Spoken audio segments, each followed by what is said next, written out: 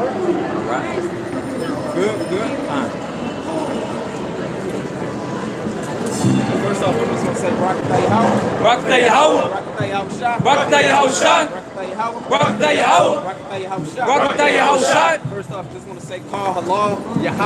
Yahweh Hashem. Yahweh Hashem. Rakatadash. Double honors to the apostles and the elders of Great Millstone who taught us this word. Peace and blessings to the sincere, hopeful elect that's co-laboring in this faith, man. You know what I'm saying? Going through that trial of adversity in order to hopefully receive the salvation in the end, man, out of all this confusion. You know, I'm at the Great Millstone Dallas camp, and all through the Spirit of the Lord allowed me to come to the venue to visit the brothers. And hey, man, as it's seen as advertised, you know what I'm saying? Plenty demons stirred up. When in the midst of all of the demons stirred up the prophets, we have a job too, because at the end of the day, everybody has a job to do. Everybody has a lot to fulfill. And it just so happens that the prophets are coming out to prophesy of the judgment that's to come for all of this confusion and all of this wickedness. And you can see that these things, this judgment is greatly approaching. So without further ado, we'll just go straight to the scripture. Romans 13 and 11. And that knowing the time, that now it is high time to awaken from sleep. That's right. And knowing the time, it is now. Not next week, not 6 months from now, not a 5-year plan. Now it is time to awake. Why? Now is our salvation nearer than when we believe. Now is our salvation nearer than when we believe, man. Because you was talking about on the way up here, it seemed like these days are going by fast as hell, man. Brother was like, hey, man, it seems like this week just flew by. But the scriptures tell you in Matthew the 24th chapter that the Lord has shortened the day for the elect's sake. Because if it kept going, the pattern of wickedness, if it just kept going in the pace that it's going, there would be no flesh left to be saved. So all through the signs, all throughout all this wickedness reaching pinnacle levels, you can tell that our salvation is even closer than when we first believed, you know? And that's why it's important to take heed to your ways, man. We're in the valley of the shadow of death, and death can be on the other hill. So you gotta be circumspect. Matter of fact,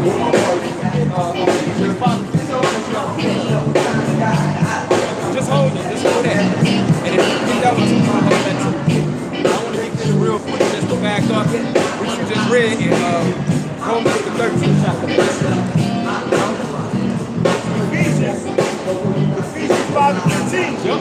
See then that ye walk circumspectly, not as fools, but as wise. That's right. See then that you walk circumspectly. And that word circle, it means circle or round. Spect means to watch. So that means you gotta look what's going on around you. You gotta watch what's around you. Most of these prophets, man, they don't consider that evil and judgment is gonna touch this place, man. They're in La La Land, man. And of course, different chemical demon elements. You know, all of these opioid drugs, you know what I'm saying? All of these pills, all of these different philosophies. These people are completely bugged out. So they're not paying attention. But the prophets, that's our job to look closely at what's going on around us.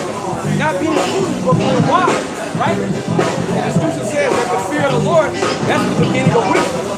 You know what I'm saying? That's going to make us wise into salvation. Having the fear of the Lord, He already told us what's going to come, watching out for it. And we're praying faith, doing the work of the Lord, gets us out of this bad. Redeeming the times, because the days are evil. That's right, redeeming the time because the days are evil.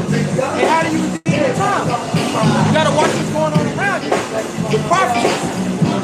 We know that one of the last major prophecies that has to come fully into fruition is the RFID microchip, the mark of the beast. Once that's mandatory, man, we know that all bets are off. You can put the hell in the prophet of Great Babylon, man. That's going to put us a step closer to that deliverance by our Savior, our God, you know?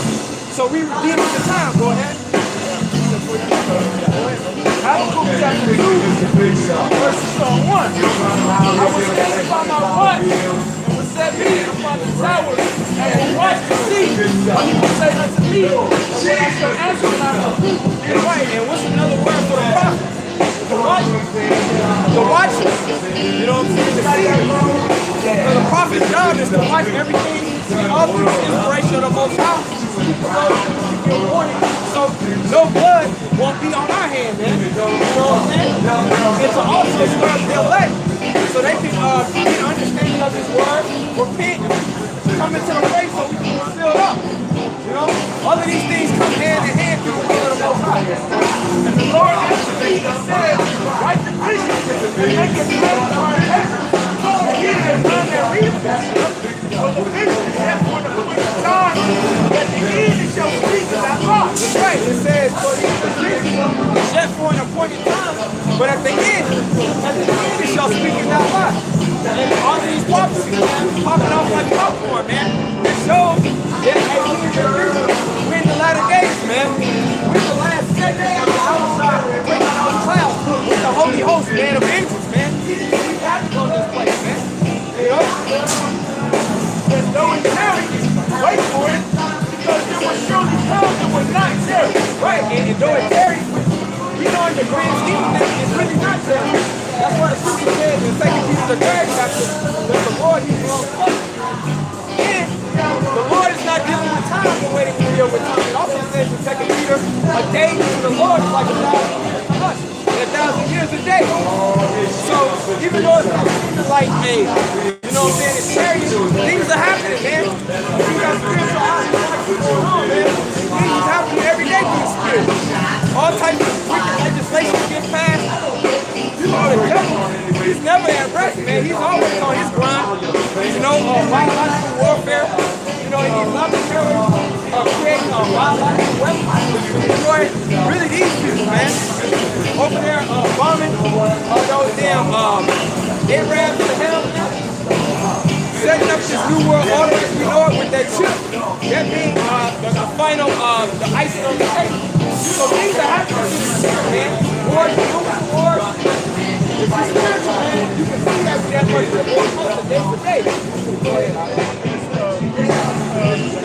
Matthew chapter 24, verse 22. And except those days should be short, there shall no flesh be saved, but for the elect's sake those days shall be short. Matthew 21. For there shall be great tribulation, such as not since the beginning of the world, to the time, Lord, ever shall be. That's right, and that backs up the 12th chapter, man. The time that we're coming into now is a time that has never been since the earth was established, you know? And hey, it's been some great devastation throughout the history of the planet Earth, man. Look at during the time of Noah, man. The Lord pretty much drowned the entire inhabited world at that time and saved 8 people, man. But the scriptures say that the time that we're coming into now, man, it's going to be exponentially greater, man, in destruction.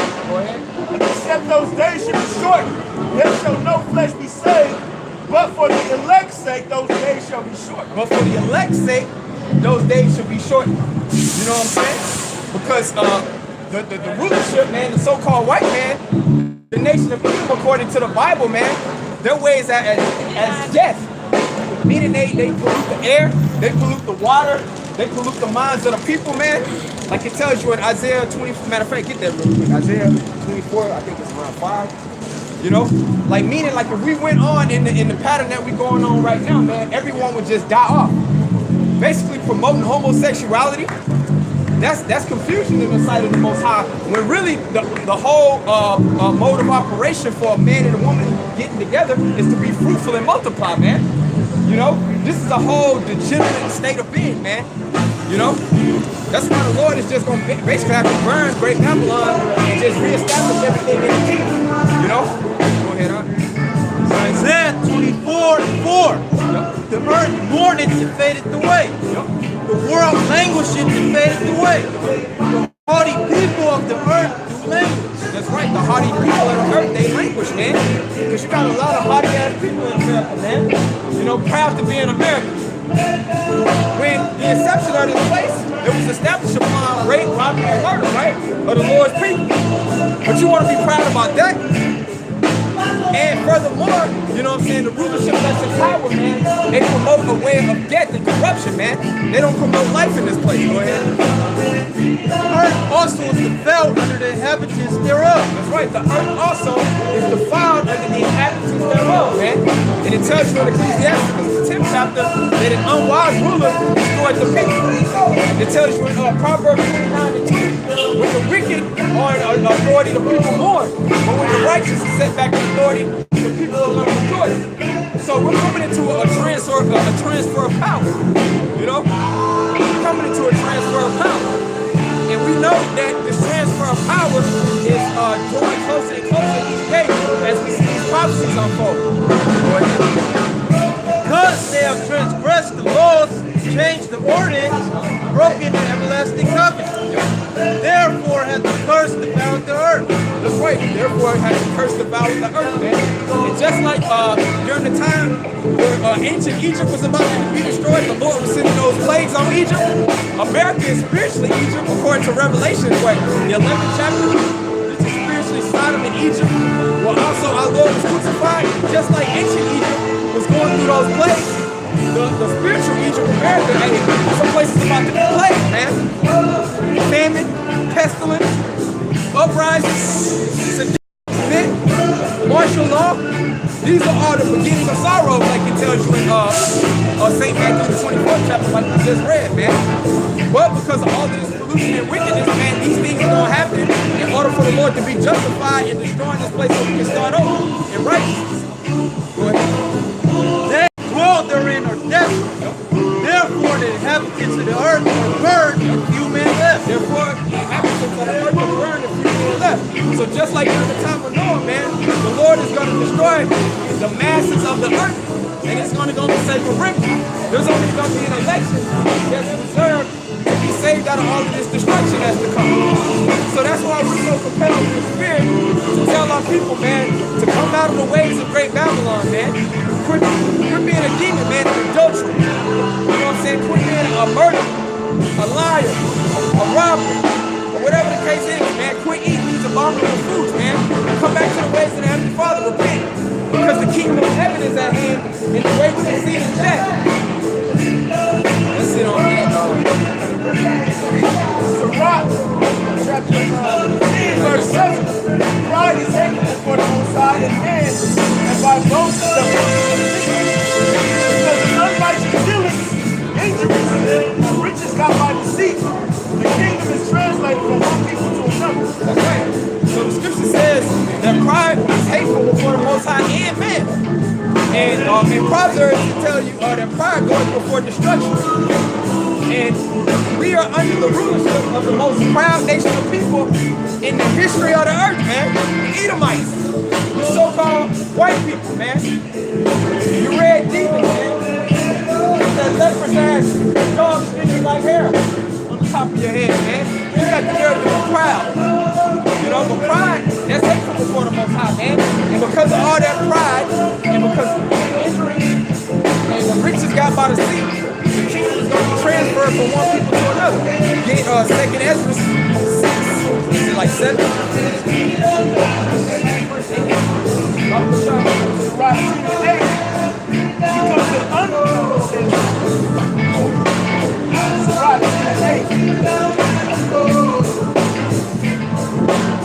because of unrighteous dealings, injuries, and riches got by deceit, the kingdom is translated from one people to another. That's right. Because of unrighteous and basically riches got by the sea, the kingdom is going to be transferred from one people to another. Like that old movie in the 80s where Eddie Murphy traded places. That's about to happen for real, man.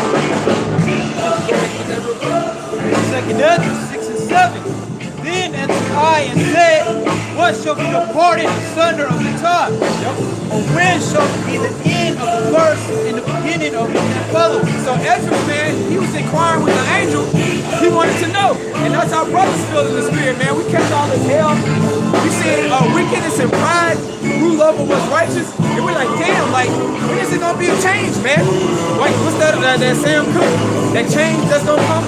We're looking for that change to come, man.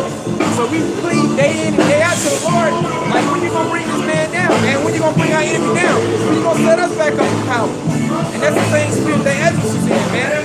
When shall be the part of the son of the time? Go ahead. And he said unto me, from Abraham unto Isaac, when Jacob and Esau were born of him, Jacob's hand held first the heel of Esau.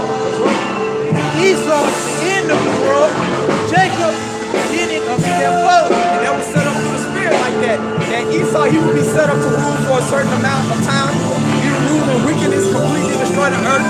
you know what I'm saying, just spread all this pollution throughout the four corners of the earth, all of these different false philosophies, people be bombing all these different nations to hell, stealing their resources, man.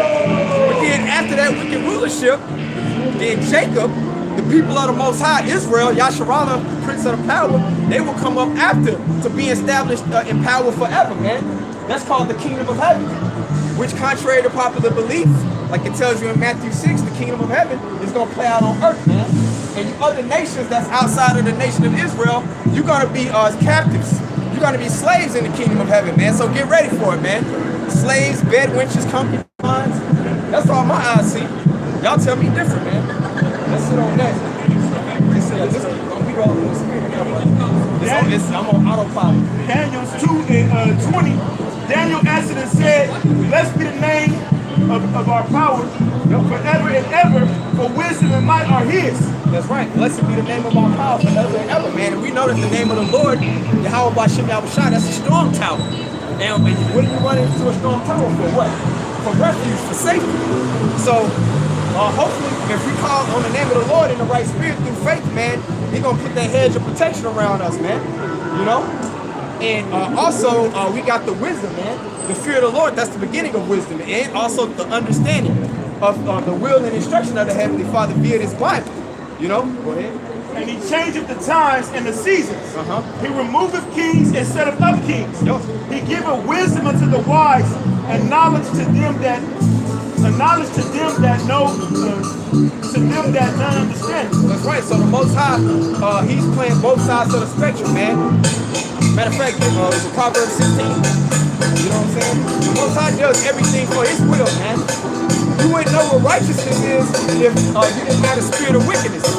You wouldn't know what joy is if the Lord didn't have a spirit created for pain. So on and so forth. One thing establishes the good of another, man. But it's all for the intent and purpose of the Most High. And also, Esau, the so-called white man, he's not ruling according to his own will. It tells you in Daniel the 4th chapter that the Most High ruleth in the kingdom of men, and He sets over it the basis of men. You know what I'm saying? Daniel 4:17. This matter is by the decree of the watchers, and the command by the word of the holy ones, to the intent that the living may know that the Most High ruleth in the kingdom of men. That's right, to the intent that the living may know. So these people, even though they don't do so right now, y'all gonna respect the power of the Most High, man. Nobody don't respect the power of the Most High until bodies start dropping, man. Hey, through the fear of the Lord, we persuade men, but when the Lord really starts taking this place, when those plagues start setting in, these people are going to consider the power of Abraham, Isaac, and Jacob, man. The true power in the earth, man. It says, the Most High ruleth in the kingdom of men, and giveth it to whomsoever He will, and set him up over it the basis of men. That's right. So the Most High ruleth in the kingdom of men, and He set it over at the basis of men. And that word base, it goes back to low, because like a base is a foundation, meaning there would be a base nation of people that would be set up to rule for a certain amount of time. But, like it says in Job 14:5, the Most High had appointed His bound that He can't come past, and also timing purpose. It's just that time, man. They've had their time, bro. And guess what? You so-called Chinese, you Moabites are not next. Right. Nope. I had a quick precept for you, brother. This is Psalms 95, and I'll start at 1. It says, "Oh, come, let us sing unto the Lord Yahweh B'Shem Yahushua. Let us make a joyful noise to the rock of our salvation. Let us come before His presence with thanksgiving and make a joyful noise unto Him with songs. For the Lord..." These are the songs, man. You know what I'm saying? We're singing a beautiful song, man. This is the gospel of salvation, man. Everybody's not going to pipe to the music, man. They're not going to get with the tune of the melody. Only the elect. But this is a beautiful song. Go ahead. For the Lord Yahweh B'Shem Yahushua is a great power and a great king above all gods. In His hand are the deep places of the earth. The strength of the hills is His also. That's right. The sea is His, and He made it, and His hands formed the dry land. Come, let us worship and bow down. Let us kneel before the Lord Yahweh B'Shem Yahushua, our Maker. Yeah, because what's that word? He's omnipotent. All powerful, man. He's the powerful being, man. The ancient of days, man. So even though we know Esau, the man that's in power, he's wiser than Daniel. Compared to the Most High, man, he's a damn small-ass worms, man, like a maggot, man, in the sight of the Most High, man. And that's what you gotta understand, man. The power that we serve is greater than this man, man. Greater than his military might. You know what I'm saying? Greater than his technology, man. We serve the true power that controls the issue of life and death, man. That controls your soul and your spirit. The Father of spirits. You know? So that's what we fear, man. Psalm 75 and 4. It says, I said to the fools, deal not foolishly, and to the wicked, lift not up the horn. Verse 5 says, lift not up the horn and hide, speak not with a stiff neck. For promotion cometh neither from the east, nor from the west, nor from the south. But the Most High is the judge, he putteth down one and setteth up another. That's right. So the Most High is the ultimate judge, man. He put it down one and set it up another, man. And it's all for his purpose, man. Right now, because of disobedience, according to the prophecy in Deuteronomy 28 chapter, Israel, we're serving captivity because we went against the ways of their Father. So he has our enemy, our diabolical enemy set up, man, to love us, man. But it's only for a small appointed time, man. And that time is almost up. You know what I'm saying? And that's why it's important, man, to preach this word. You know, to promote the true power of the heavens and the earth, man. You know what I'm saying? Verse 8 says, in the hand of the Lord there is a cup, and the wine is red. It is full of mixture, and he poureth it out of the same. But the dregs thereof, all the wicked of the earth shall bring them out and drink them. That's right, and that cup represents slavery, man. Like it says in Revelation, the 13th chapter, he that leadeth in captivity shall go into captivity, man. The Most High, of course, balance is an abomination to the Most High, man. You know what I'm saying? The Most High is all about judgment, vengeance, recompense, man, payback.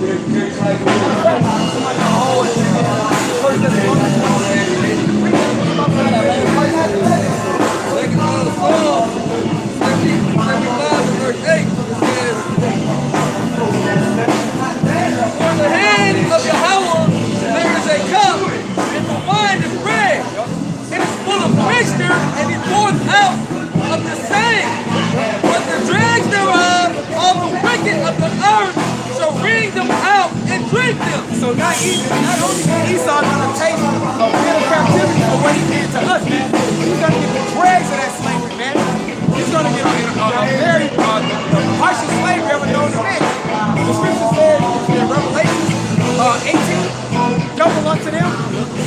So, hey, we can't even fathom what's double of what the hell that they put on our people, man. You can't even put a tangible number on double, man. So, like, you gonna take the Edomites, man.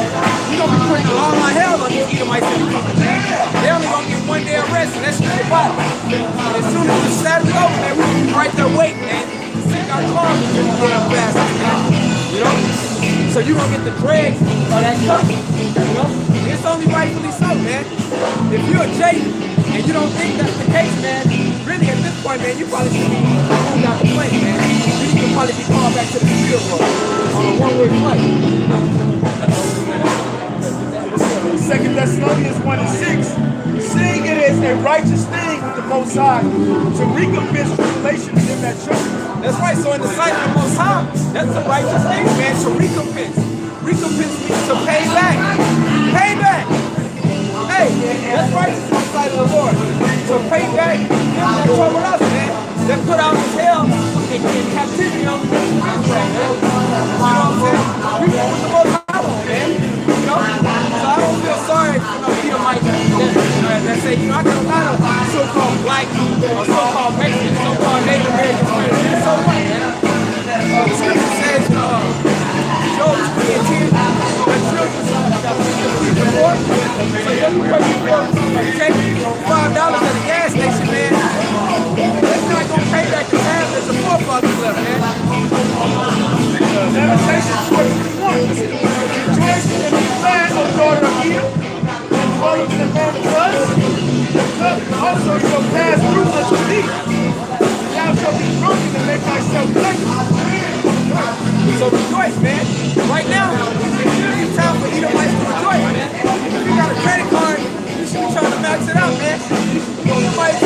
y'all should be living y'all best life right now, man.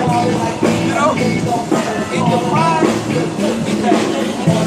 yeah, man, you should be taking advantage of these beautiful California Saturday afternoons, man. You know what I'm saying? Because once we're in the kingdom, man, all bets are off, man. It's just rule the party. And then after you build up the kingdom, man, hey, It says, rejoice and be glad, O daughter of Edom, that dwelleth in the land of us. The cup also shall pass through unto thee. So Edomites are not exempt from the cup of slavery. What makes you think that you're gonna rape, rob, and just steal from the whole damn planet, and that energy not gonna turn on your own head, man? Hey, their pride is deceitful, man. Pride, that's a very blinding thing, man. You know? It says, the cup also shall pass through unto thee, and thou shalt be drunken, and shalt make thyself naked. Y'all should be drunken in your own bullshit ass philosophies, and y'all should become naked. Right now, the so-called white man's being exposed, man, for the cup, the just maniacal, just serpent demon that he is, man. He's being put front on center stage by something that he created, man. The internet, man.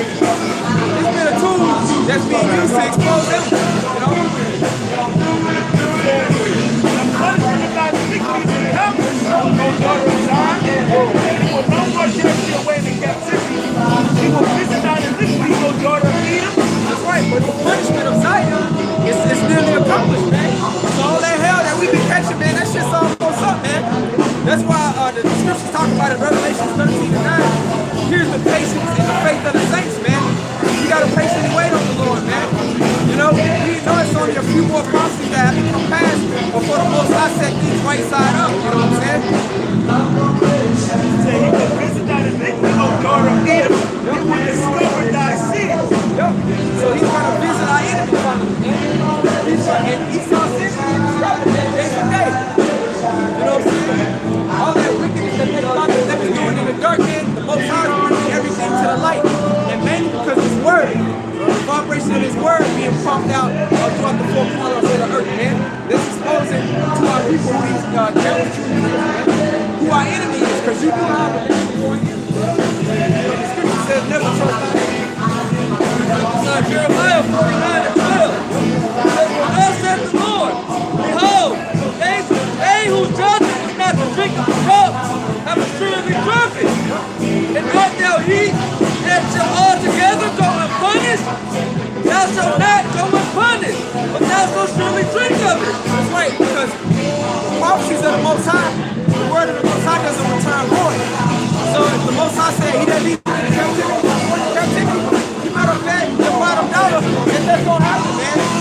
Regardless of what you think in the time being right now. You know what I'm saying? This is gonna happen, man. All that wickedness and all that hell that you put on our people, all these things are gonna return on your own head, man. And rightfully so, man. You reap what you sow. You know what I'm saying?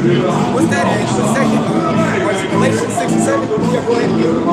Galatians 6 and 7. Be not deceived, the Most High is not mocked. For whatsoever a man soweth, that shall he also reap. Be not deceived, man. Be not caught up in all of these bullshit ass lies that the so-called white man tells you, man. The Most High is not mocked, man. You gotta pay what you owe, man. You reap what you sow. Go ahead. Okay, for whatever a man sows in the earth, you gonna reap the same. You know what I'm saying? Energy is not something that's destroyed. It's just transferred, man. So if you put wicked, negative energy out to the earth, man, it's gotta come back. Karma, right? These are all concepts of the Most High, man. Thank you, Jeremiah 49, verse 13 now. It says, for I have sworn by myself, says the Lord, that Basra shall become a desolation, a reproach, a waste, and a curse, and all the cities thereof shall be perpetual waste. Right. Basra was an ancient Edomite city, man. Which today you can equate it to America, man, which is where Babylon is here, man. Basra, aka America, is from the desolation. And these people, they're already desolate, man. And their minds are empty, man. They're reprobate. They're void of any type of righteous judgment. isolation, man. Through thermonuclear destruction, man. Via those ICBM nuclear missiles, man. Go ahead. Verse 14. I have heard a rumor from the Lord, and an ambassador is sent unto the heathen, saying, gather ye together and come against her and rise up to the battle. Jeremiah 49 and 14. I have heard a rumor from the Lord, and an ambassador is sent unto the heathen, saying, gather ye together and come against her and rise up to the battle. And that's what you're seeing happening right now, man. That shows that this Bible is a true book. These prophecies are coming to pass, man. These nations are gathered over in the valley of the House of Pot, the valley of the Most High's judgment in the Middle East, man. They're all making trade deals with one another, man. They're basically aligning themselves together to destroy the whore, to destroy Great Babylon, man. And this is all prophecy, man. Verse 15 says, below, I will make thee small among the heathen and despised among men. Verse 16, thy terribleness hath deceived thee, and the pride of thine heart, O thou that dwellest in the cleft of the rock. That's what's happening right now, man. Everyone's isolating themselves from the American way of doing things, man. Because they realize that it's been detrimental to their people's way of life, man. When you basically go to bed with the whore, it basically removes you completely from your heritage and your culture. So that's why the scriptures talk about the nations are mad. They drunken of the philosophy of Babylon, therefore the nations are mad. And now they're going to go up to war against the whore, man. You know? It says, that holdest the height of the hill, though thou shouldest make thy nest as high as the eagle, I will bring thee down from this, said the Lord. Yep, and though thou make thy nest high as the eagle, man, they're going to be brought low, man. Esau has satellites in outer space and shit, man. The ability to survey everything. It has him in pride thinking he's the most high, man, because he can control everyone, especially if he can get the mark of the RFID microchip. If that's made mandatory, once everyone's chipped, in Esau's mind, the new world order is completed. But that's not going to happen. The scriptures talk about in Job 20, and the fullness of his sufficiency, they shall be in straight. So the Most High, he's going to undo that madness, man. You know what I'm saying? He's not going to fulfill his enterprise. And also because the Lord is going to stir up these different nations to shoot missiles on this place, man. Verse 17. Also Edom shall be a desolation. Everyone that goes by it shall be astonished, and shall hiss at all the plagues thereof, as in the overthrow of Sodom and Gomorrah, and the neighbor cities thereof, said the Lord. No man shall abide there, neither shall a son of man dwell in it. Right, so this place is spiritually Egypt, and I was talking about earlier when we started that the Lord sent plagues on ancient Egypt, which we know America is spiritually Egypt. Also, America is also known as spiritually Sodom. Hey, man, it ain't hard to tell. Just you're a man of the camera, man. You see all type of sexual deviancy and abominations, man. They declare their secret of Sodom. They hide it not. You know? And so the Lord is going to do this place like Sodom, man. It's going to be burned by fire. You know what I'm saying? It's going to be a memorial as to how not to do, how not to conduct yourself as a people, man. Once the Lord makes this place a desolation.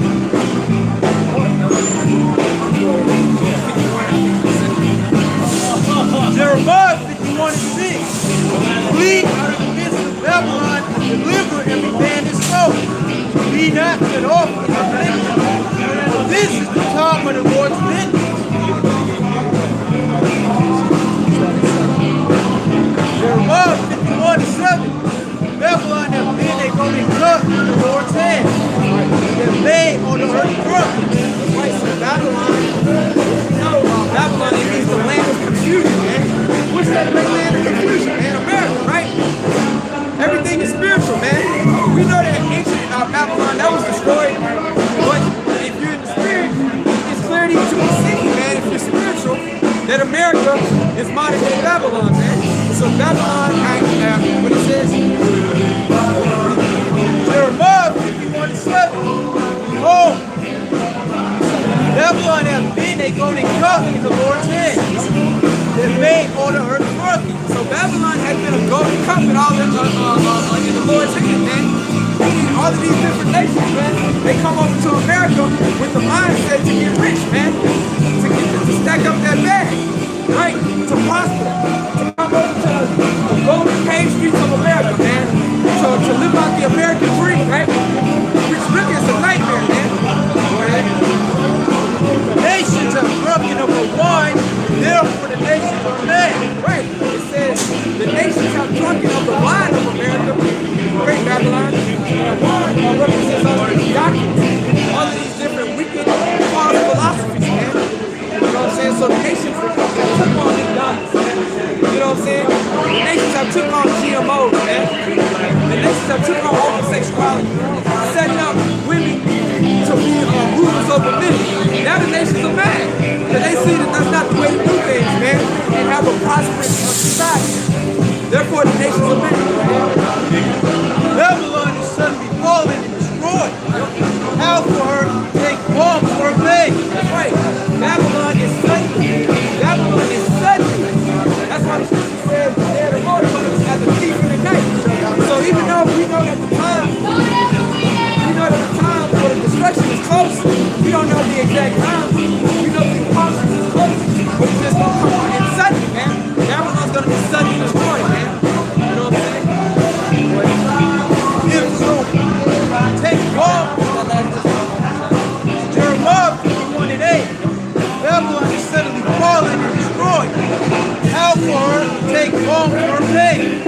That so indeed she may be healed. Right. But Babylon's not gonna be healed, man. You can't try to put a damn band-aid on a damn cruise ship, man, that got a damn big ass hole in it, man. You can't do that, man. Babylon, this place is serving to the train. It's only a matter of time before this place goes down, man.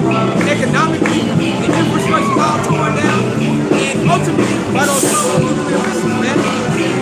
It ain't no this here America.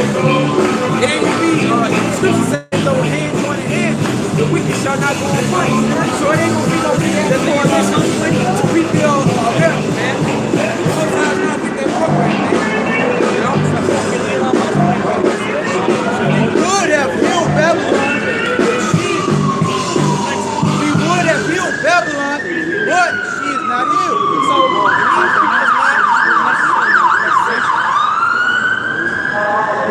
so in these feeble, reprobate mind, you know what I'm saying, they were roll up their bootstraps and they would want to heal America, man. If we all put our energy and our hard work and effort, we can restore America. We can make America great again. But guess what? The Most High's not with that. And the so-called white man knows it, man. That's why he has those nervous smirks, man. They know this place is through, man. You know? But it's time for our people to wake up, man. Wake up. The kingdom of heaven is at hand, man. It's time to change your ways, man. You know? Something better than this madness is coming to the planet Earth, man. Righteousness, equity, balance. You know what I'm saying? Everything's about to be set right side up, man.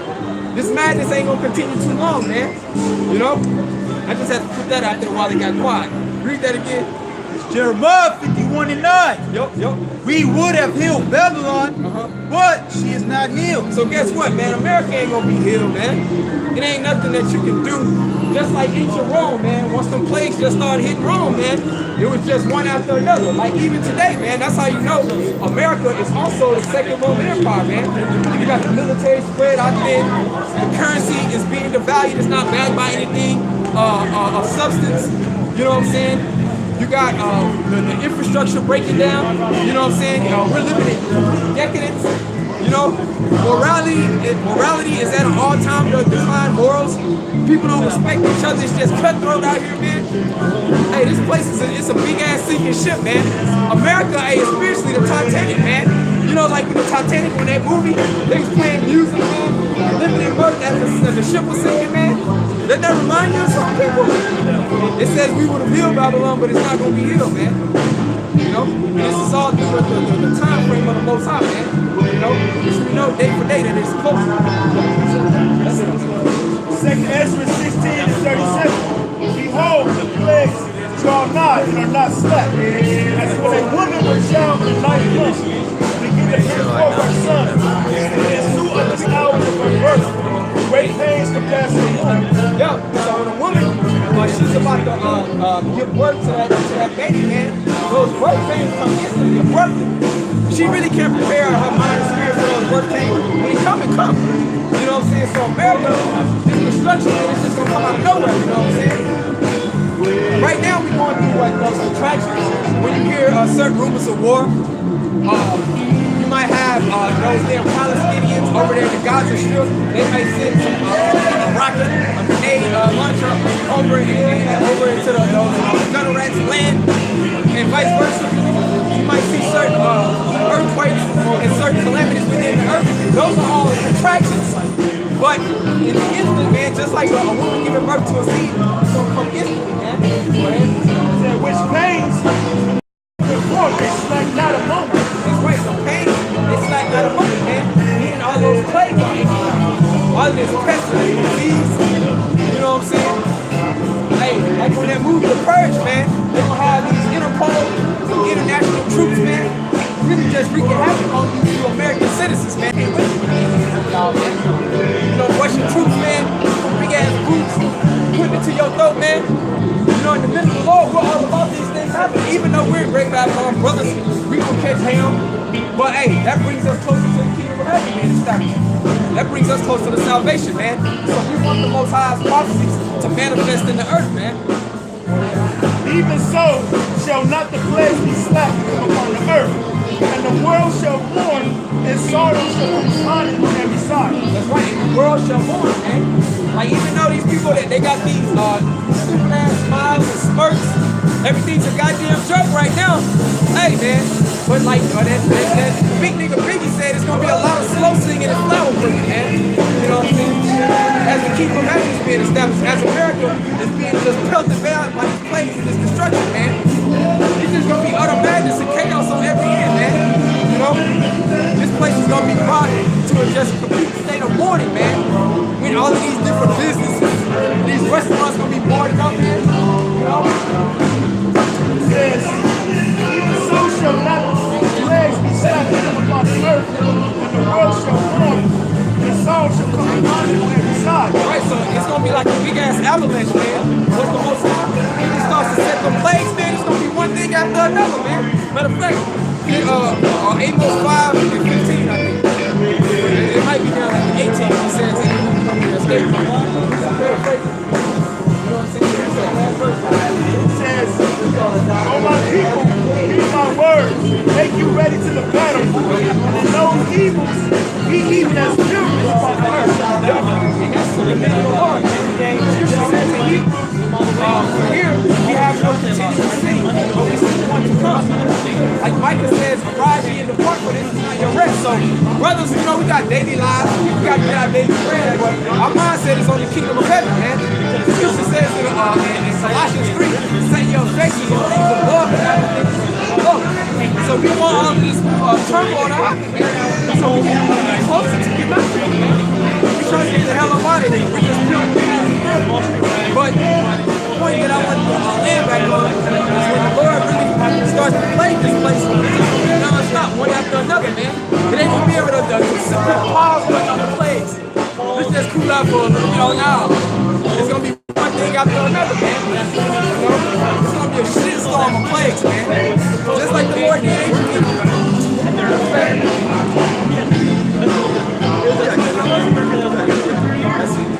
Amos 5 and 18. Woe unto you that desire the day of the Lord. And what end is it for you? The day of the Lord is darkness and not light. There's not a lot of these false so-called Christians, man. They talking about the rapture. Oh, I can't wait till the Lord come back. I can't wait till Jesus come back, man. But according to the scriptures, man, they're not dealing with what the Lord is going to do when he come back, man. They thinking that the Lord is going to come back with some type of angelic backpack, scoop everybody up, and just float out into the heavens. No, man. Hey, the Lord is going to come back, like the scripture says, with a sword, with vengeance, man. We can have it on this place. Right at the same time that the pestilence and all these places touching this place, man. So the scripture says, woe is destruction to those that desire the day of the Lord. And those that desire the day of the Lord, they don't know the day of the Lord. They're not coming to the right spirit to prepare their spirit for the day of the Lord. If a man did flee from a lion, prepare him. As if a man did flee from a lion and a bear let him so. It's like, damn, I done moved off the scene for a big ass lion.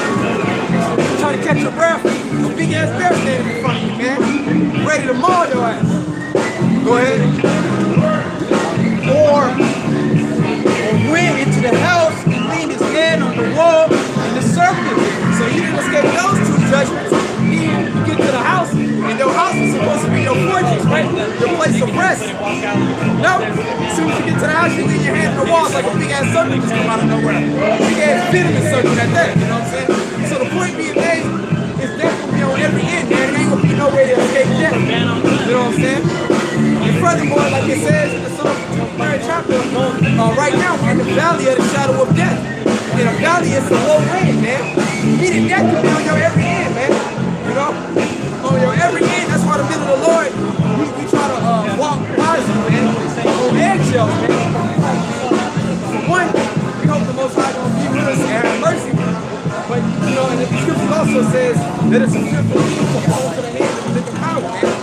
So that's why brothers walk in fear of the Lord. That's it.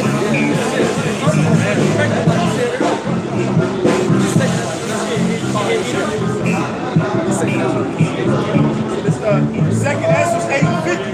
For many great miseries shall be done to them.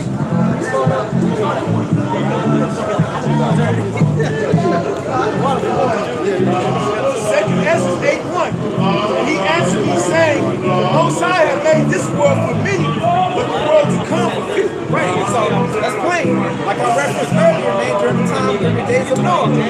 The Lord drowned the entire earth to save 8 people, man. So the Lord had made this world, the world to come for few, this world for many. That's why the scripture says in Matthew 7 that narrow be the way that leads to life, and broad is the way that goes to destruction, man. But narrow is the way that leads to life, and few men find it, man. Meaning, there's about what now 7 billion people on the planet Earth. So there's a lot of people on the earth that are set to receive judgment. There's going to be a lot of great judgment on the planet Earth. And in the midst of all that judgment, there's only going to be a small remnant of people that are going to be reserved for salvation. I will tell thee a similitude, as when thou askest the earth, it shall say unto thee, that it giveth much mold, whereof earthly vessels are made.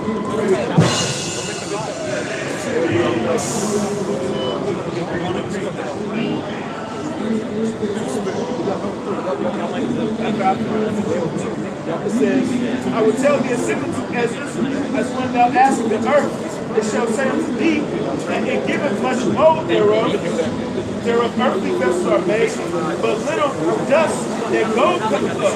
Yeah, but little dust and gold come up. Even if you're looking for gold, man, out of to find just a real small cluster of gold in a big ass pile of dirt, man.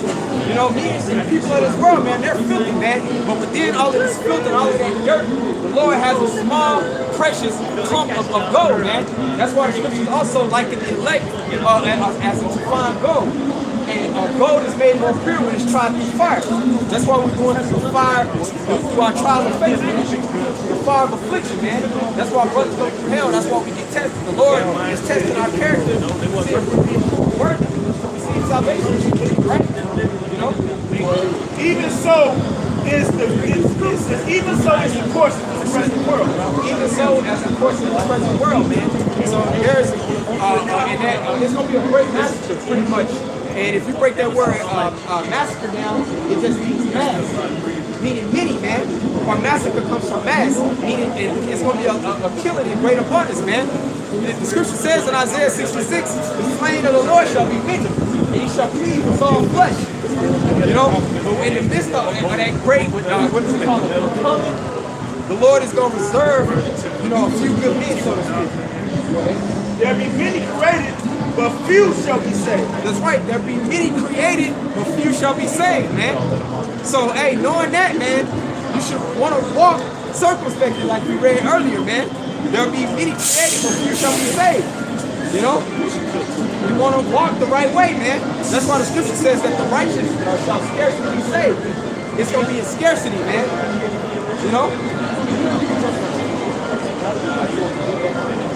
Second Ezra chapter 8, verse 50. For many great miseries shall be done to them that in the latter time shall dwell in the world, because they have walked in great pride. And that's what we're seeing right now, man. We're coming into those stages, man, the beginning of sorrows. For many great miseries shall be done to them that dwell in this wicked ass world, because they dwelt in great pride, man. You got some of the low life and filth on the planet that your eyes can behold that had a goddamn audacity to be proud, man. Like, I can see if you're kind of in a position of power, of dominance, you can kind of flex a little bit.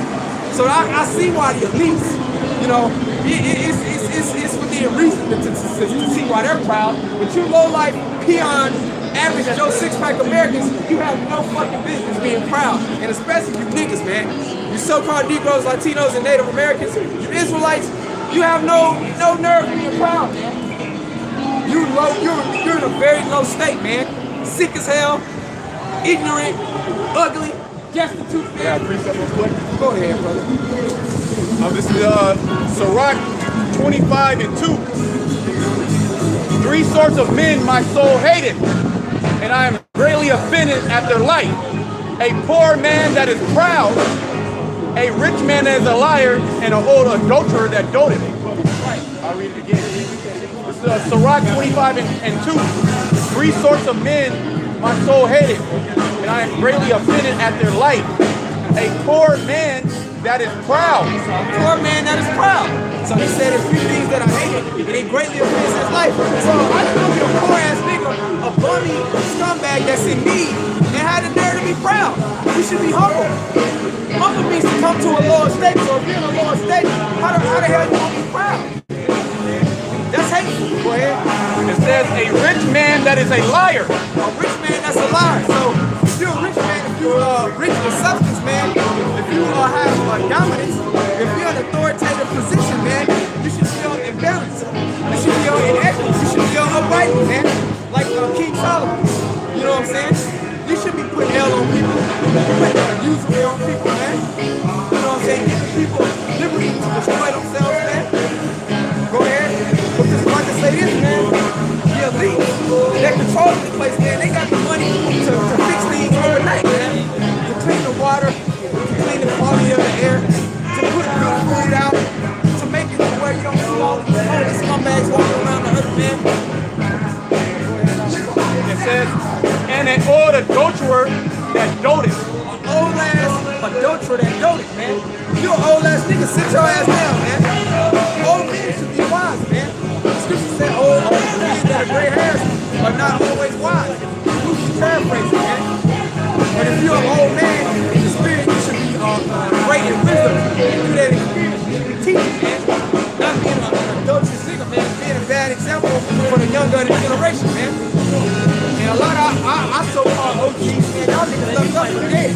If it wasn't for the apostles that the most high in the spirit, we'd have been left for dead. If it was up for the old niggas. That's labeled greatly offensive in the eyes of the most high.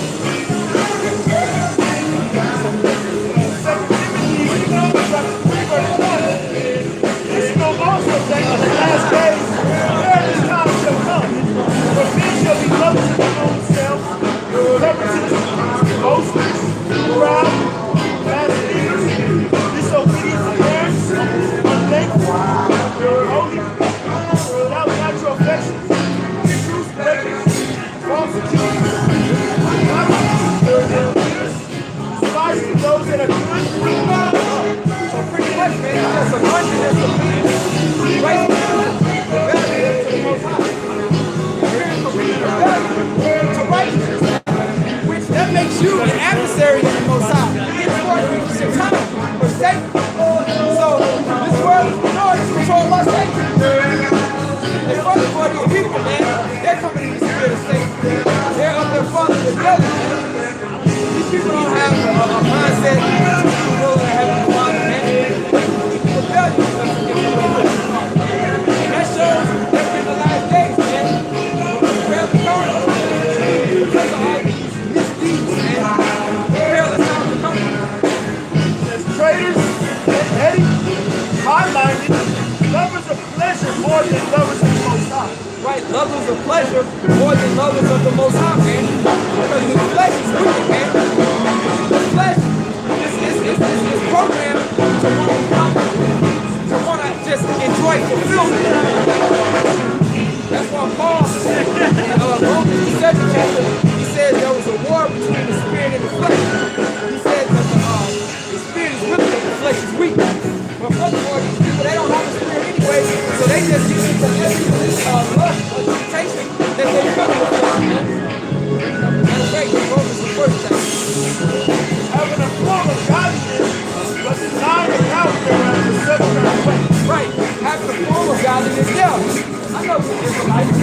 so-called Negroes, Latinos, and natives, I know the Israelites. I believe in the Most High. Having a form of godliness is really calling on the name of the Most High. You ain't praying. You're not actively showing your faith. You're not teaching. You're not prophesying. You're not basically repenting, man. So you really denying the power thereof, man. Scripture says faith without works is dead. You know? Scripture says that especially these people, they draw near to me with their mouth, but their heart is far from it. Titus 1:16. It says, they profess that they know Yahweh Shai, but in works they deny him, being abominable and disobedient, and to every good work reprobate. That's right, they definitely I have a personal relationship with Jesus. Not my God. You know what I'm saying? But in their works, man, they're seeing a complete representation, man. They're not concerned about keeping the Sabbath, the high holy days, what the scriptures talk about people. Matter of fact, you can't walk the side. St. John 7:38. You know what I'm saying? They're not having a mindset and trying to go obedient to the way of the Father, not being a homosexuality, not staying away from promise of food, you know what I'm saying? Smoking cigarettes, committing adultery, stealing, scheming, you know what I'm saying? Basically not having a filter, just having a spirit of a free fall, man. Just anything goes. You don't need to point, right? Hungry while waiting. Obey the thirst, man. Having just an insatiable appetite, man. The Most High is with that spirit, man. And if you profess to be a follower of the Messiah, man, you gotta follow the Most High. And there's rules and regulations, man. Go ahead. St. John 7:38. He that believeth on me, as the scripture has said, out of his belly shall flow rivers of living water. God, to be godliness. But the scripture says to profess godliness and to actually be righteous and godly. It says, he that believeth on me, as the scripture has said.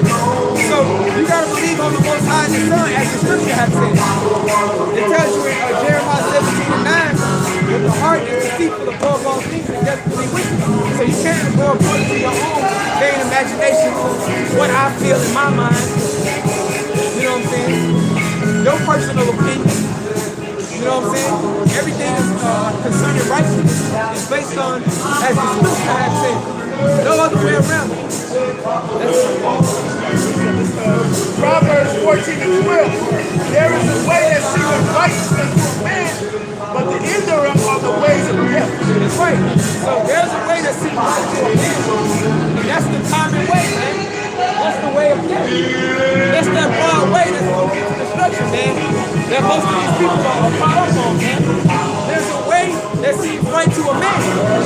But the way There is a Proverbs 14:12. There is a way which seemeth right to man, but the end thereof are the ways of death. But the bitter end thereof is the way of death, man. So, hey, everyone's living in a complete state of death. Why? Because they're living the wages of sin is death, man. Sin is transgression of the law. This place goes in complete opposition to the law, statutes, and commandments of the Heavenly Father.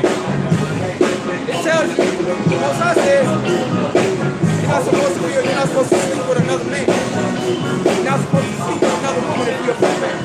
You're not supposed to commit adultery. You're not supposed to eat shrimp.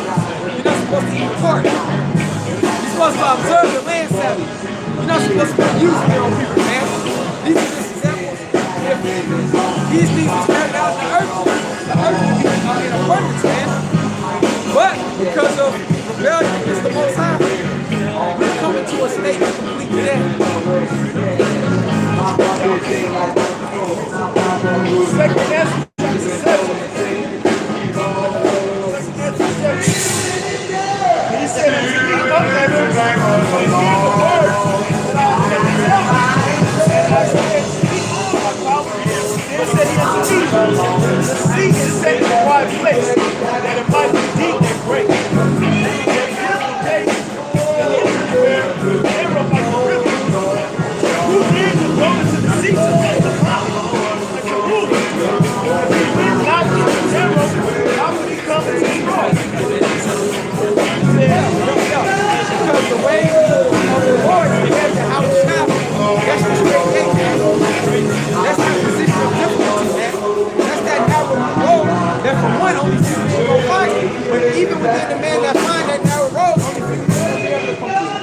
course and completely walk across that path, man. But the main way, the main roads, that's the way that everybody's taking the easy route. That's the way that's going to get to certain death. Also, there is also another city. A city built set upon the broad field and is full of each zero set like a system where fire on the right hand and on the left hand water. And that's why I was saying earlier, we're in the valley of the shadow of death. Brothers have to be circumspect and navigate through the light. The light is the scriptures, man, because through this narrow passage that we on, man, hey, any course, it can be your ladder end, man. Like fire on one side, you know what I'm saying? Water on another side. You can be destroyed by fire on one end, or you can drown. It's like destruction on every end. So basically, you have to calculate your steps. You got to measure your steps, man, like walking a tightrope. You know what I'm saying? That's why the scripture says we have to work on our own salvation. You know what I'm saying? Even though we use the body, iron sharpening iron, to help us along the way, but each brother, we have to walk our own walk of faith. You know? And it's a narrow road. I gotta keep harping on that. It's a narrow road, man. It's easy to fall off, man. And brothers, in all of our experiences, man, we see that guys start this road and fell off, man, for whatever reason, you know? And only one, it says that one only path between the road, even between the fire and the water, is so small that there could but one man go at a time. So small, but only one man can go at a time. So that's how this course and following the house shop, even on the armor of the Most High through this word, man. You know what I'm saying? Being prophets, man. Living our lives out as prophets in the flesh, man. This is that narrow road that one man has to cross each time, man. You know? But one man go there at once. If this city now were given unto a man for inheritance, if he never shall pass the entrance of the Lord, how shall he receive the inheritance? That's why anything that's very valuable, man, you know, hey, it's gonna most likely take a lot of work and effort to get it, man. You know, anything that's worth something, man, you know, the ends justify the means, or the means justify the end. You know what I'm saying? Just like if you train like if you're a boxer, I talk about boxing because brothers, you know, and I can't, brothers like to box and shit. So if you're a fighter, man, and before the big fight, you're going through that grooming process, having a nutritious diet, getting up at 5 a.m. every morning running, you know what I'm saying, not being home to a woman, you know what I'm saying, training, sparring, you know what I'm saying, just basically bringing your body down, just basically going through hell, but at the end, you know, winning the fight, at the end, you're like, oh, that was so worth it, man. You actually taste the spoils of my victory, you know what I'm saying? So that's how it is, and I try to faith, man, even though brothers catch hell, you know what I'm saying, we go through all of these different adversity, at the end, man, we're going to be rewarded. That's why the scripture says, the Lord is not unrighteous to forget our labor of love. It's the paraphrase. It's going to be a reward. We're not doing this for nothing, man. But the scripture also says, contend for the faith to fight. You know what I'm saying? We always talk about that we're in spiritual warfare right now. Name me any type of war, peace or war. They don't even go together. War, Acts 14 and 22 says, confirming the souls of the disciples and exhorting them to continue in the faith, and that we must, through much tribulation, enter into the kingdom of Yahweh Bahashem Yahweh Shai. right, and that's the process that's happening right now, man. Confirming the souls of the disciples. That's the story of the election. And the word that's going out, man. But in that process, man, in order to receive the salvation, in order to be established in the kingdom, too much tribulation. Too much tribulation we're going to have in the kingdom of heaven, man. So it ain't going to be easy breezy, man. You ain't just going to look good on camera, come out, curse the so-called white man and then even woman out, and then you just go back and eat chicken and drink tequila all week long, man. No, it's going to happen. That's not good day. It's not going to be that way, man. You're going to go to hell, man. And now that Yahshua got the reality, saying the brothers, man, it's coming to a point, brother, we're going to start people going to start really seeing us out and about. Hey, like you're those guys, you know what I'm saying? And that's when our faith is going to be really tested, man. When our back put up against the wall. And we're going to be really put in a situation to show that we're not ashamed of the gospel of Yahweh, man. You know, because your life is subjective. You're making a situation, the job, whatever the case is, man. These are all trials of our faith, man. That's the way we got to go to the kingdom. Rock 2:1. My son, if thou come to serve the Lord, prepare thyself for temptation. That's right, that's off the top, man. That's off the top. Because we know it's a lot of guys, man. They see brothers putting up the videos. They see brothers all trying to put up the word. And they think this thing is smooth selling, man. They think this is just a hangout club, like a goddamn biker game. We just meet up and just talk shit. But it's way deeper than this, man. Hey, it's way deeper than this thing, man. That's why the scriptures talk about counting the cost, whether you have sufficient to build, man. And the scripture also says that he that endured into the end, the same shall be saved, man. So before you come into the truth, man, you better prepare your mind and spirit to go through all types of hell, adversity, and temptations, man. That's when the demons just gonna come out, man. They gonna go party on your ass, man. Especially if the Most High is really dealing with you, man. You know? Set thy heart aright and constantly endure. And make not haste in the time of trouble. It says, set thy heart aright and constantly endure. And make not haste in the time of trouble. Right, and heart, we always say that Hebrew is the heart, which means the pocket from the heart, we know it's your mind, your spirit. You gotta get your mind right, man. Set your heart right. Get your house in order. You know what I'm saying? That's why we always, what is it, 2 Corinthians 13, it says, examine yourself, whether you need faith. You know yourself, you know reprobate, right? So we gotta constantly examine ourselves, man, if we really need this thing. Am I reading enough? Am I studying enough? Am I basically casting certain things within this flesh off enough? You know what I'm saying? Am I meditating on the prophecies? You know what I'm saying? Am I getting myself right? Before we in a position to come and preach to anybody else, you got everything starts with the man, that nigga that's on the other side of the mirror, man. You know? So it says, set your heart right. Set thy heart aright and constantly endure and make not haste in the time of trouble. Constantly endure. Make not haste in the time of trouble. And to endure means to make hard. I know an old coach, he told me that perseverance doesn't start until something is difficult, until something is hard. Like going back to boxing analogies, man. Really, you can know the level of a fighter when he starts getting his ass punched. Let's see if he can take a punch. He might look good, you know what I'm saying? Flexing, coming with different stance and angles. Let's see if he got a chin though. Let's see if he get his ass body rocked, if he don't want to quit, if he don't want to throw in the fucking towel, or keep fighting. The scripture says, constantly endure and make not haste in the time of trouble. We're coming into a time of trouble, man. All brothers gonna be tested, man. We all gonna be tested. The scriptures also talk about an hour of tribulation. Meaning when that arm might be right them to introduce to brothers, man. Yeah, you see the face like that right there. You're saying, nah, man. I ain't taking that shit. Hey, but you gotta be willing to take on that to serve the Lord, man. That's the showing of your faith.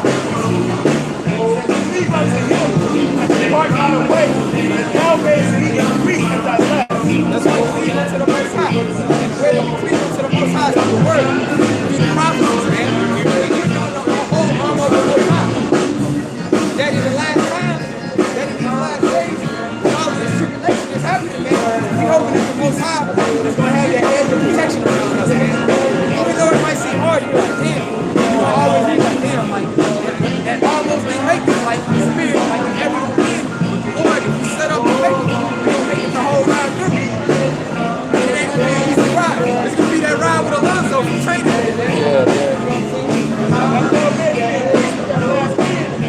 Whatsoever is brought upon thee, take cheerfully, be patient, thou art changed to a lowly state. That's right. They make it, they will be a priest that's a lot of in. The house shot, he's going to get his boy first. We join heirs with the house shot. But once your house shot gets his boy, then we're going to be qualified after that. So we got to wait. You know what I'm saying? So the Lord, when you want to back in, you got to put in the work. You know what I'm saying? The scripture says in I think 4:11, we have to labor to enter into that rest. You know what I'm saying?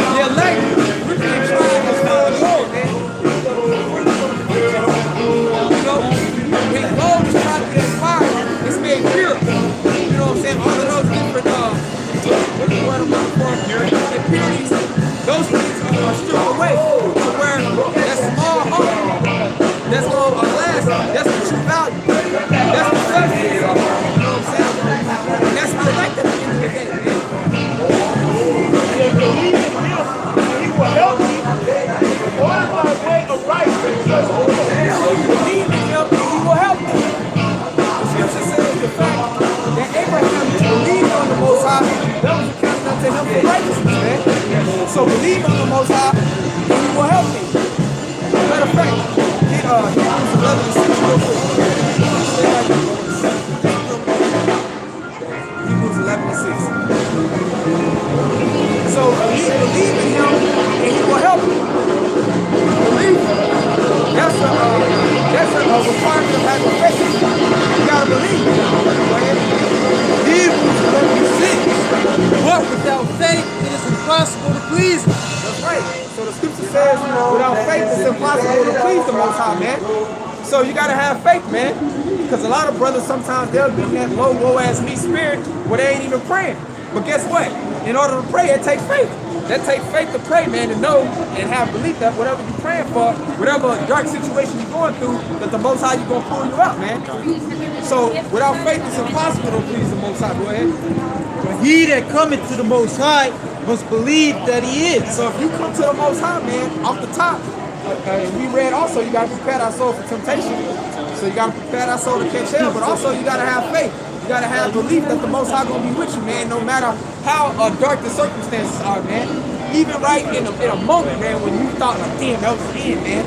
I had to let, how shot grab the wheel, man. That's when he is going to grab the wheel. The Spirit going to make intercession, man, for us, man. But you got to have faith and belief. And then within that faith and belief, that should compel action. And the main action is to preach this word, man. To prophesy against the downfall of great Babylon. To prophesy against the downfall against all manner of wickedness, man. And abominable activity. That he is a rewarder of them that diligently seek him. Matter of fact, read the last verse. I forgot the answer. Hebrews 11:6. But without faith it is impossible to please him. For he that cometh to the Most High must believe that he is. So he that cometh to the Most High, that must believe that he is. Henceforth his name, Yahweh. It means he is, he exists. He is to be. We was going into how earlier the brother was going into different attributes to show that the Most High, he's an omnipotent power. He's all powerful, all knowing. You know what I'm saying? The Ancient of Days, man. The author of spirits, man. So you got to believe that there's something outside of the reality that we know of that's watching everything that's going on, and he's going to set things right. No matter how dark your circumstances look at this time, you know, you must believe that he is. Go ahead. That he is a rewarder of them that diligently seek him. So there are going to be rewards, man. There are going to be rewards for those that diligently seek him, man. You know what I'm saying? Give diligence to make that calling and election sure. So you're going to have to endure all types of hell, tribulation. You got to go through the fire of affliction. But if you endure, man, there's going to be a great reward. There's going to be a great reward in the kingdom. First, it's going to be salvation out of the most epic destruction never ever written in man or ever known to man. And then be set up as judges in the kingdom of heaven, man. Being established in complete righteousness. With the law, statutes, and commandments of the Lord programmed into our inward parts, man. So we ain't gonna have to think about that, man. We just gonna be able to live, man. We ain't gonna have to worry about going off no more, man. You know?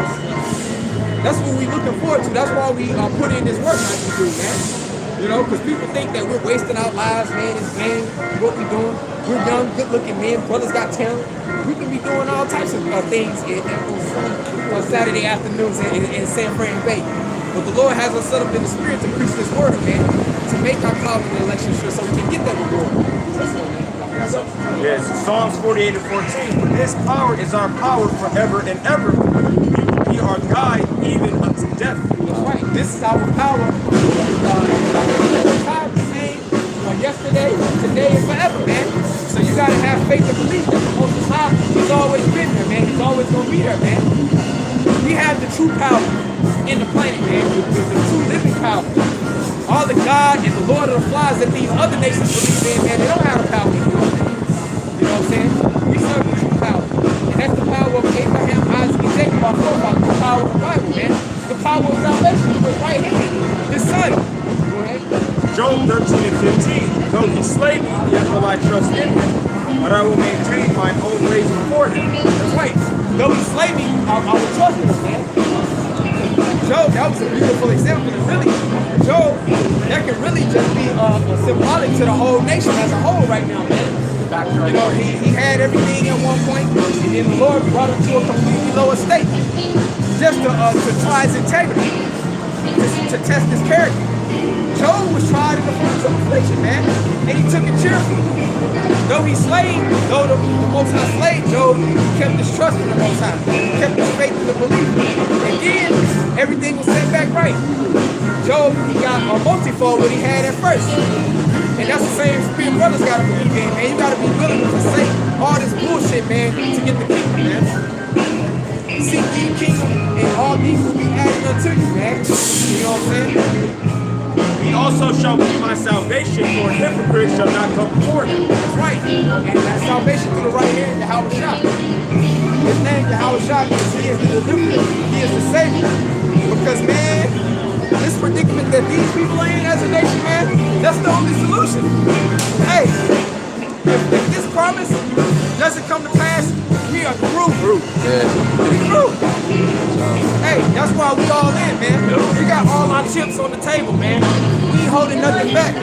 You know? We fully locked in, man. Yeah, ain't no plan B. No, ain't no plan B. Ain't no backup plan. Yep. Yeah. That's something real quick for you, brother. This is Matthew 19 and 27. Then answered Peter and said unto him, Behold, we have forsaken all and followed thee. What shall we have therefore? Peter and a certain other disciples and apostles that was with Yahweh Shah, they were regular men. They had occupations, they had families, they had businesses, they had certain things going on in the Roman Empire. But once it was time where Yahweh Shah was on the earth preaching his gospel, you know, leading up to his crucifixion, man, the disciples said, fuck everything that they had going on, man. They forsook all to follow the Lord through that faith. Go ahead. This is Matthew 4 and 18. And Yahweh Shai, walking by the Sea of Galilee, saw two brethren, Simon called Peter and Andrew his brother, casting a net into the sea, for they were fishers. And he saith unto them, Follow me, and I will make you fishers of men. That's why you follow me, and I will make you fishers of men. And the way you follow the Lord is based on the word. He that believeth on me, as the scripture has said, I will be better. So full of rivers of living water, man. So, Breaking news, John McCain is dead. wow, hey, John McCain is dead. that's beautiful. Fucking say Yahweh Shah. Hey, another one bites the dust, man. Right. And we don't feel sorry, even though really he's in a better situation than we are right now. He's back in the spirit world, you know what I'm saying? But hey, another devil comes again, man, you know? It's time for pollution. It's time for the cancerous cells to be removed from the earth, man. But, Now I was gonna say he up there waiting his judgment. straight up. He know what the deal's gonna be when he comes down. Nothing but hell. You know, he ain't got no chance, man. that's right. All right? Not like us, we go, our people go into the spiritual world. They know that the kingdom of heaven is coming. And that devil know that the kingdom of hell is coming for him, man. Right. You know?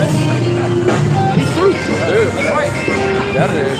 But like the brother said, the disciples, when they first encountered the Lord was like, follow me, man. So basically, they dropped whatever they was doing, man. That was the type of faith that the disciples was built on, man. They was like, hey, the Lord is here. The Lord is coming back, man. Right now, we're preparing the way by preaching the word of the Lord. But at this time, if you believe in this word, man, out of that faith, man, you follow the Lord. You forsake your life in this world, man. Out of that faith and belief that you're going to be the Lord in the kingdom, man. Matthew 4:19. And he said unto them, Follow me, and I will make you fishers of men. And they straightway left their nets and followed him. That's right. And they straightway, meaning immediately, man, they put that down, man, and followed the Lord. And that's the same thing. Brothers can all probably share similar testimonies. When our spirit was first compelled to receive this word, when we were fully persuaded that this was it, man, hey, brothers just said, fuck a lot of shit, man. Certain things that brothers was into, they just put that shit away, man.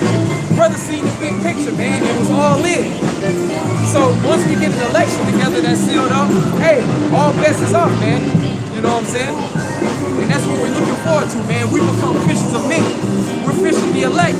But, hey, the beautiful thing is, though, like it says in Jeremiah 16:16, those fishermen, they're going to be turned into hunters. Right now, we're fishing with the word, right? The word is the bait that's going to draw in the fish. But pretty soon, the Most High is going to put that spirit on us, and we're going to get to enact judgment. We're going to be set up as vessels to enact the Most High's vengeance. You know? And Lord willing, we all get that spiritual power. You know? Verse 21. And going on from thence, he saw other two brethren, James the son of Zebedee, and John his brother, in a ship with Zebedee their father, mending their nets, and he called them. And they immediately left the ship and their father and followed him. That's right. The scriptures talk about being a call, but few are chosen, man.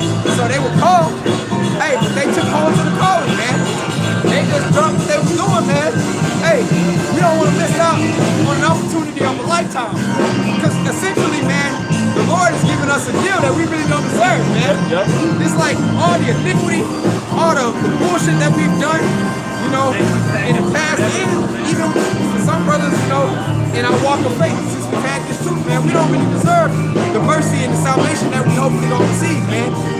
Hey, that's why, hey, you need to take advantage. You need to seize hold of that opportunity, man. We can't squander this opportunity, man. This is an opportunity. This is like that scratch-off ticket, you know. You pay $1 and you get like I can't even put a number on it, a trillionaire off $1. That's the type of cash it is, you know. If I could just try to pick that picture, you know. And I can say this, it's heavy too. They was actually with their dad. You know, passing nets, they was working with him. You know, so you know he's looking at it like, what the hell y'all doing, man? And they was follow this dude.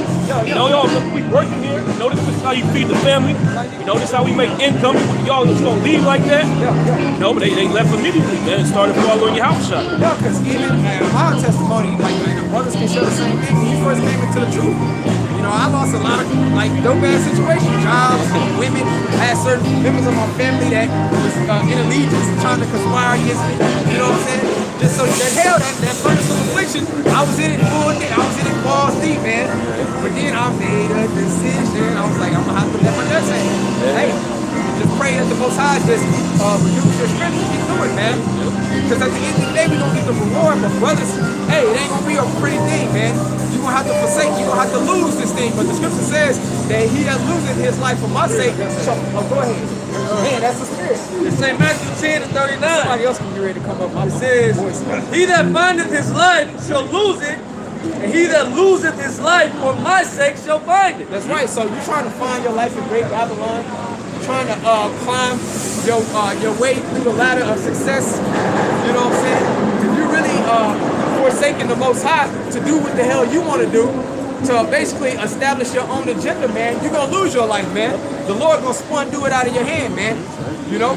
But those men, you know, the faithful servants of the Most High that forsake their lives unto death in this place, man, that are hid with Yahweh Shai dead to this world, they gonna receive life, man. We already receiving life because we live through this word, man. We know that through the spirit of America, Great Babylon, it's already destroyed, man. Certain things have to play out in the flesh, but that's how we move the way we move, man. We want this thing to happen tomorrow, man, if possible, man. We all in for the Most High's will to be fulfilled on the earth, man. So that's why our brothers don't mind giving up shit on this side. We see the big picture. We're visionaries. You know what I'm saying? We're not short-term thinking. Well, like the scriptures say, all this stuff around us is temporal, man. Yeah. Everything is temporal. That's right. You know, we're looking for the things that are going to be eternal, man. So anything that you invest in this world, or you know, you invest yourself in anything in this world, you're going to lose it, man. All right? The house that you get, that's going to be gone. First of all, you buy a house here, you don't own that house, man. Esau owned that house. He leasing it to your ass, man. All right? Because I'm going to show you how he leasing it to you. Don't pay taxes on it, man. When the IRS see that tax bill, don't pay it and then see what Esau gonna do to you, man. You got the title to the house, you got the deed, but Esau, he can come and take your shit, man. On the land. Yep. Or somebody could just swoop in, man, because in Texas, brothers trying to get on different lawsuits. If you just look at the county or city tax registry, you can go and look for people who ain't paid their taxes. And if you got the bread, you can just swoop in. $2,000, you got a $250 allowance now. So that's how foul it is. That shows that you don't really own a goddamn thing. People don't know what an allodial title is, man. You know?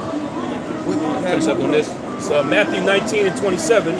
Then answered Peter and said unto him, Behold, we have forsaken all and followed thee. What shall we have therefore? And Yahushua said unto him, Verily I say unto you, that ye which have followed me in the regeneration, when the Son of Man shall sit in the throne of his glory, he also shall sit upon 12 thrones, judging the 12 tribes of Israel. That's right. So once our Savior, Yahushua, once he receives his glory, his men, his elect servants, they're going to be glorified as well, man, being joint heirs, established as judges, kings, priests in the kingdom of heaven, man. So there is going to be a reward for our labor, man. We're not doing this in vain, brothers. You know what I'm saying? Even though the Lord says long-suffering power, he's long-suffering to usward, man. You know, so that the election may be sealed up, man, with his word. You know? So the Lord, hey, he's going to make good on his promise. Even though, like, brothers catching all this hell, you're like, damn, Lord, you know, I'm doing all of this. I done gave up all of this. It's like, damn, you know what I'm saying? When am I going to catch a break? When is things are going to be set back up in righteousness, man? When am I going to get to enjoy my kids? Get to have a wife that's pure, never been touched by a man. Drink clean water, eat good food, man. You know what I'm saying? Have authority and rulership and land and substance, man. When are things going to be set back up this way, man? We cry out to the Lord day in and day out, you know? But our reward is not going to go unpaid for, man. Go ahead. So Hebrews 6 and 10 says, For the Most High is not unrighteous to forget your work and labor of love, which ye have showed toward his name, and that ye have ministered to the saints and do minister. That's right, and that you minister to the saints and do minister. And minister means to serve, man. We're waiters through the Spirit, man. And what waiter, that means to wait. Like it says, Zephaniah 3 and 8, wait ye upon me. But people will get simple, thinking that we're just waiting Indian style at the house with incense burning, waiting on the Lord. No, wait, that means action. While we wait, we need to be prophesying and serving the elect, this word, ministering to the elect. That's the process of waiting that we're going through, man. As faithful servants of the Lord, man. That's why the Lord says, shall I find faith when I return? Loosely paraphrasing. Shall I find faith on the earth? Go ahead. Verse 11 says, And we desire that every one of you do show the same diligence to the full assurance of hope unto the end. That's right, and we do desire that all brothers in this thing show the same diligence, man. Like it says in Proverbs, iron sharpening iron. That's why brothers, we all compelled in the Spirit to fervently, consistently, diligently, week in and week out, come out on the highways, first and foremost, put up this word, put up these shows, and then that builds up other brothers, man, within the body, man. You know, because sometimes we in this flesh, brothers may get weak, but you may see another brother video that galvanize your spirit to go harder, man. You know, for the full assurance of the faith, man. You know, because we all trying to get on the chariots at the end of the day, man. You know, like I say this, that's why in Acts the 14th chapter it says, confirming the souls of the disciples and exhorting them to continue in the faith. That's how we exhort each other through these epistles, you know. That's exactly right, man. That's exactly right, man. You know, just to constantly just preaching of the word, man, serving the flock. Because even the head disciple, Peter, you know what I'm saying, him and the Lord was kind of always going back and forth. But Peter, he was worried about John. And the Lord told Peter, if I want John to tarry forever, what does that got to do with you, man? He said, feed the flock. He kept telling people, Peter, if you love me, feed my sheep. If you love me, feed my sheep. So we got to be in that same mindset. We got to feed the sheep of the Most High. What do we feed them? With this word. But not anything. You got to feed the sheep with that raw, uncut, man. That organic. Not those GMOs, because you got a lot of false, backwards, wayward ass doctrines out there too, man. No. You're going to have blood on your hand, man. You know? Verse 12 says, that ye be not slothful, but followers of them who through faith and patience inherit the promise. Being a lazy ass nigga. You know them niggas who don't never want to, basically, they ain't never around when it's time to grind and put in the work. But this nigga somehow pop up and the chicken get there. When somebody go get the tequila, this nigga materialize out of nowhere. But when it's time for a brother need help moving, a brother may have a car situation, may need a ride, a brother may need to be put up, or you may have to put up a collection for a brother. This nigga, hey, that's an echo in the wind, you know? But, hey, man, the Lord's not dealing with that spirit, man. That's why Paul said, you don't work, you don't eat. You know what I'm saying? You gotta grind before you shine, man, you know? Matthew 19:29, and everyone that hath forsaken houses, our brethren, our sisters, our father, our mother, our wife, or children or lands for my name's sake shall receive an hundredfold and shall inherit everlasting life. Right. Everything that we think we like in this bullshit ass reality, man, we gonna get it multifold, man, in the kingdom. You know what I'm saying? It tells you in St. John, the 14th chapter, in my Father's house are many mansions. Like, man, we can't even really conceive the majesty and the glory. It's just too weighty, man, to really even comprehend in these fleshly, these weak ass bodies right now, man. You know, we can't even really put our eye on what the Most High God set forward to us, man. You know, but we're gonna get 100-fold in the kingdom and eternal life. We're gonna really get to live out a lifetime, man. Yep. See our children grow, see our grandchildren, man. We're gonna get to actually live a full life in complete righteousness, man. You know? But Yeah, and know what it feels like to not have those things taken away from you. The house you got, you're gonna have that forever. You know, the planet that you got, you're gonna have that forever. The children you got, you're gonna have that forever. The women you got, you're gonna have that forever, man. Your father, your mother always gonna be there. You know, you're always gonna have that connection with your how about you, how shine. Most High never gonna forsake us. You know? You can't even fathom that right now, man. You know? But like the scriptures tell you in Isaiah the 14th chapter, the Most High said He's gonna give us rest, man. And when you go into the etymology of that word rest, it means mental peace. You definitely ain't getting that here, man. You know? We can't even imagine what that really means, man. What does mental peace mean? We ain't never experienced it. You know? Hebrews 4:11. Let us labor, therefore, to enter into that rest. that's right. Let us labor, therefore, to enter that rest, man. So you ain't gonna just sit your ass on the sideline and not get your jersey dirty and expect to get the benefits and the advantages of the kingdom. No. And to get saved out of all this destruction, man, you gotta be in the mix, man. You gotta be out there, man. You gotta be out there, man. You gotta labor to enter into that rest, man. You know? That's simple as playing to the cut, man. If I can say this with the Lord, He talks about that talent that He gives you. And when He comes back, He wants you to reap. You know what I mean? That means you actually work, you actually trade, you actually, in a business aspect, you have money, you're investing that money to actually get a return. Flipping it. You hustling, basically. Same thing when it comes to this truth. You're hustling. What are you doing? You're in and out of scripture study, putting up lessons, meditating on the scripture, meditating on the prophecies, praying, fasting, doing all these things. All these things are necessary.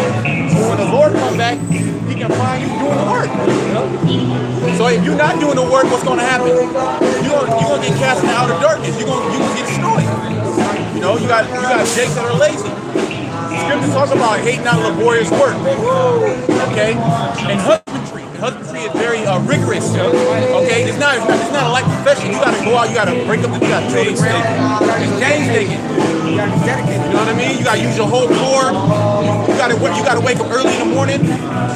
Your mind gotta be right, you gotta know the seasons. Okay, you can't overwater the crop or mold and spores will pop up. Now your whole crop is done. You can't underwater it. Or you got, so it's a lot that goes into it, man.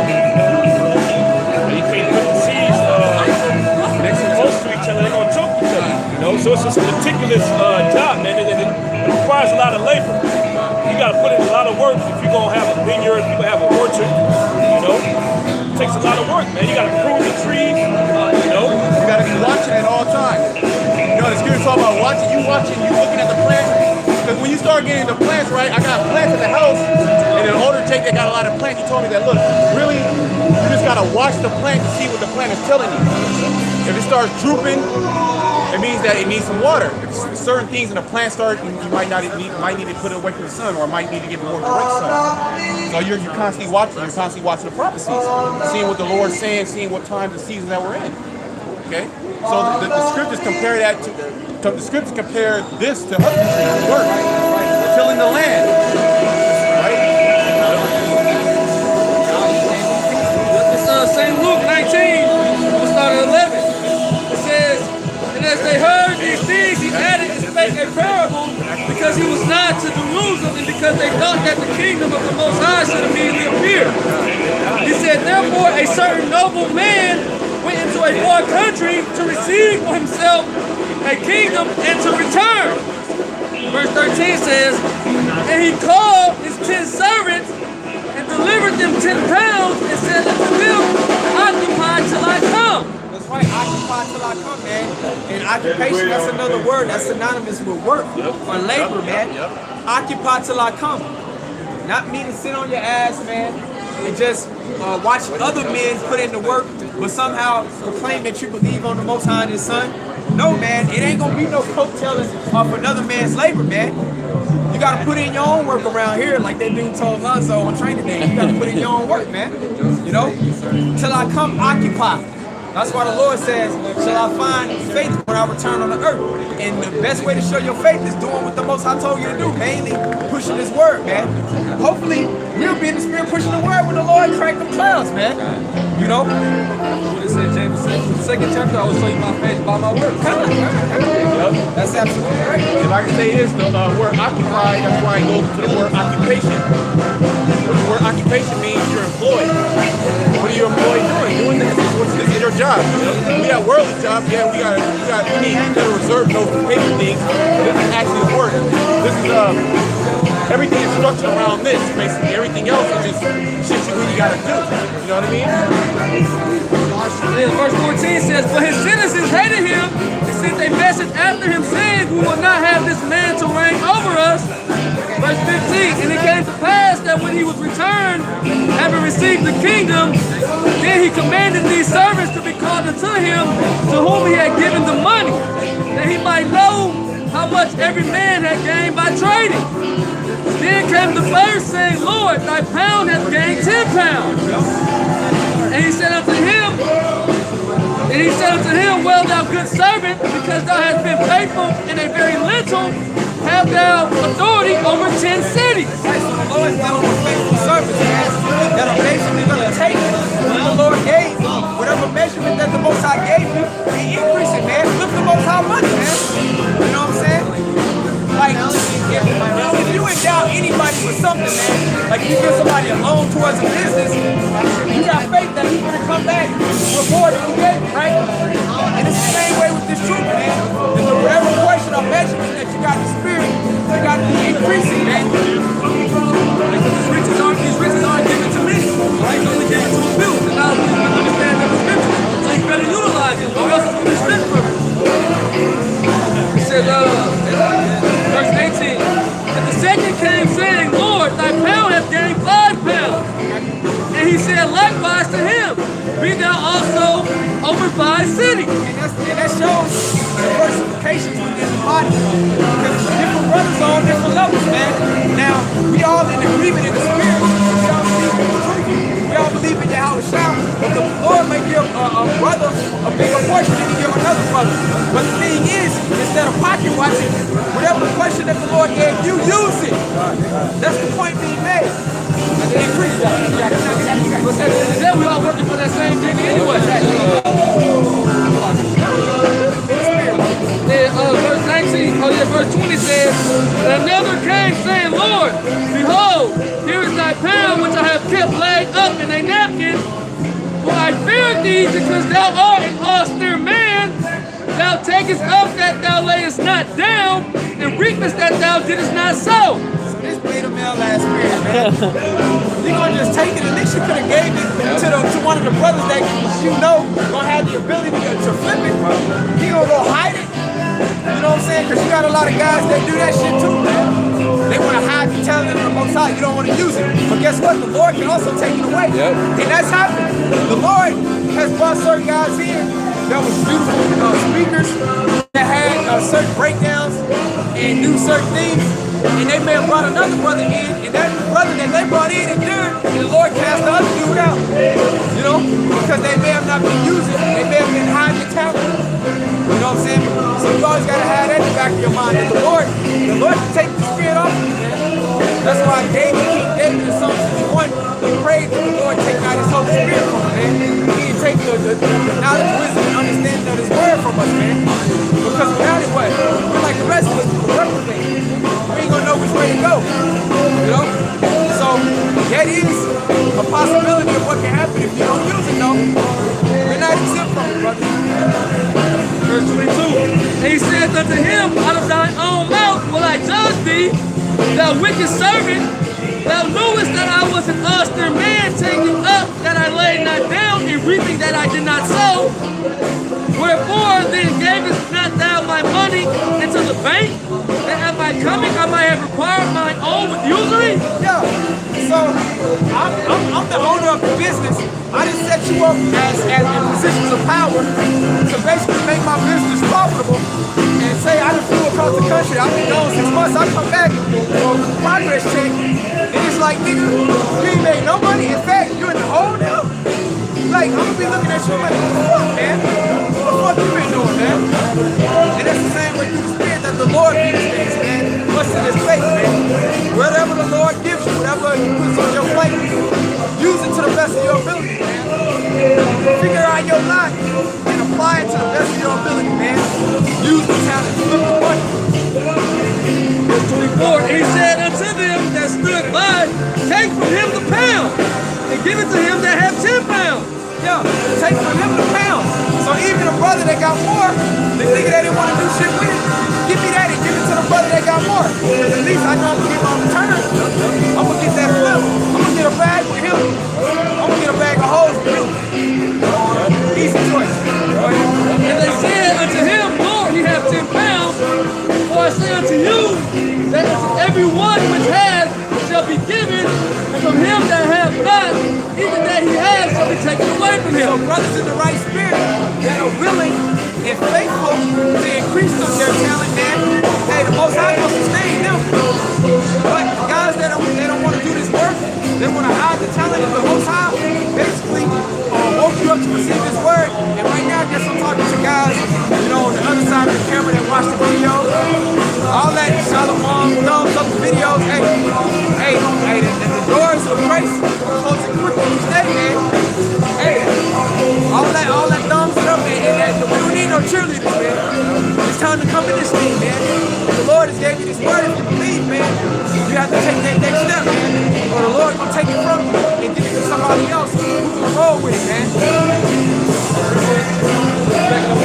So Acts 5 and 7. Make no tarrying to turn to the Lord, and put not off from day to day. For suddenly shall the wrath of the Lord come forth, and in thy security thou shalt be destroyed and perish in the day of vengeance. So make no tarrying to come to the Lord, man. And put not off day to day. In the back of your mind, man, you need to be living your life like it's your last day. Thinking that, hey, the Lord can come back any day, man. The scripture said that the Lord can come like a thief in the night, man. And we don't know the exact day, but we know, based on the prophecies, we can measure the time to hopefully be in the best spirit to receive mercy when you come back, man. But guys that's settled on their leaves, nah, I'll read tomorrow. You know, I don't really feel like doing this show. That I have an idea to put in that show, but I'll do it in a few days. I got this, that, and the third to do, man. Basically putting the Lord on the back burner, man. Hey, you gonna get caught up in that day, man. Yeah, shoulda, woulda, coulda. Yeah. It's a make or miss type thing, man. You either do it or you don't. And they know excuses or knowledge. Yo, they say that there was a saying in the world I used to hear all the time. They say the road to hell is paved with good intentions. Like I intended to do it. I didn't mean it. I didn't mean to do it that way. Hey, the Lord ain't dealing with that, man. Either you did it or you didn't. You know what I'm saying? The Lord is setting everything, and he's drawing the line in the sand, basically, man. Because that's that American spirit, that spirit of confusion, that wishy-washy spirit, that gray area. The Lord is doing away with that. It's either you're doing the work, you're doing the will of the Lord, or you're not. You're coming in the right spirit, or you're coming in the spirit of Satan. Spirit of They don't want to basically put their feet to the fire to where you got to take ownership for your actions, man. You know, that's wickedness in the sight of the Lord, man. You know, it's like Esau is. Yeah, that's how Esau is. Let your yea be yea, nay, nay. Not no maybe, if. You know, that don't exist in the sight of the Heavenly Father, you know. You got something? Ecclesiastes 12:1. Remember now the Creator in the days of thy youth. That's perfect. That backs up what we just read, man. Make no tarrying to come to the Lord and put not off the day to day. You know what I'm saying? Because we know that plagues are going to be put on Babylon, man. And you don't know, man. Like that song by UGK, one day you hear, the next day you go, man. We in the valley of the shadow of death, man. Like brothers, when we come out the camp, we don't even know if we're gonna make it back to the crib, man. And you gotta walk knowing that. You know what I'm saying? That any day could be your last, so you want to put your best foot forward every day you hear it. While you have a chance, seek the Creator in the days of thy youth, while the evil days come not. And evil means bad times. While the evil times come not, while the bad times come not. It's time right now to use this grace to repent, to get yourself right with the Lord, so hopefully you'll be covered. You know what I'm saying? You gotta act now. Redeem while there's time, you know what I'm saying? You don't wait till the judgment and the body start dropping and then you're gonna cry, oh Lord, Lord. The Lord ain't gonna hit you in that time, man. You're a fair weather fan, man. You know? Go ahead. Ecclesiastes 12:1. Remember now thy Creator in the days of thy youth, while the evil days come not, nor the years draw nigh, when thou shalt say, I have no pleasure in them. That's right. While the years draw now, because the days that we coming into, man, it ain't gonna be no pleasure, man. All that live music and the joy and the champagne popping and letting it rain at the club and all of this bullshit and the twerking and the Snapchat. Hey, the Lord is gonna do away with all of that, man. The Lord's gonna do away with that, man. There's gonna be a lot of head-hitting lows, man. Record lows, man. The temperature forecast is looking like record lows for America, man. Real quick, it's Sirach 18:20. Before judgment, examine thyself, and in the day of visitation, thou shalt find mercy. That's right. In the day of that judgment, examine yourself, man. So that's why brothers, we always constantly examine ourselves, like meaning how we deal with brothers, you know, making sure that we're putting our best foot forward, making sure that we're growing in the spirit, you know what I'm saying? Because we're not exempt from the judgment of the Most High either, you know? We're not exempt from the judgment of the Most High just because we know this word.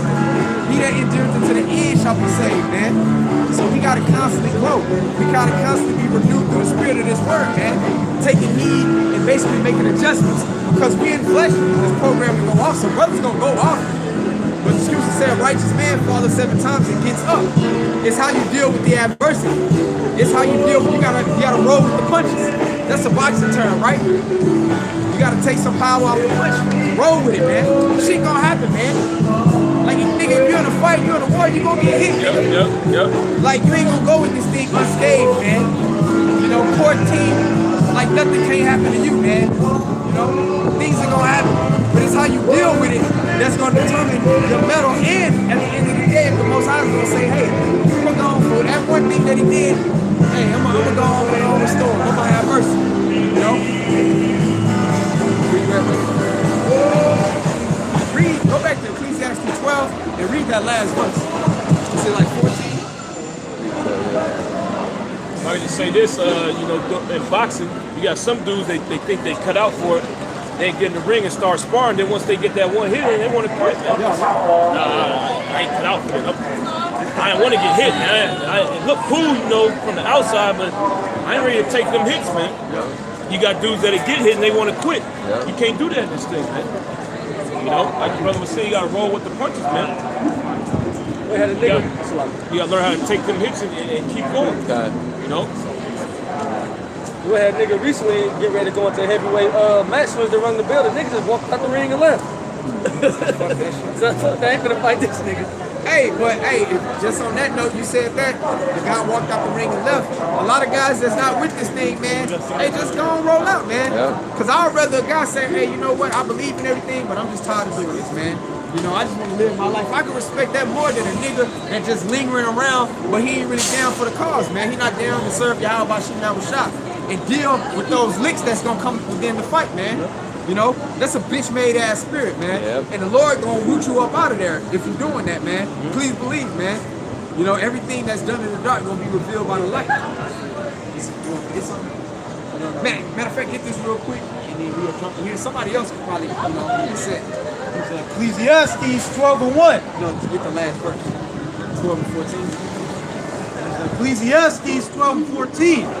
For the Most High shall bring every work into judgment, with every secret thing, whether it be good or whether it be evil. And you got to keep that on your cap, man. The Most High gonna bring everything done that's in the planet Earth, man. Every secret thing.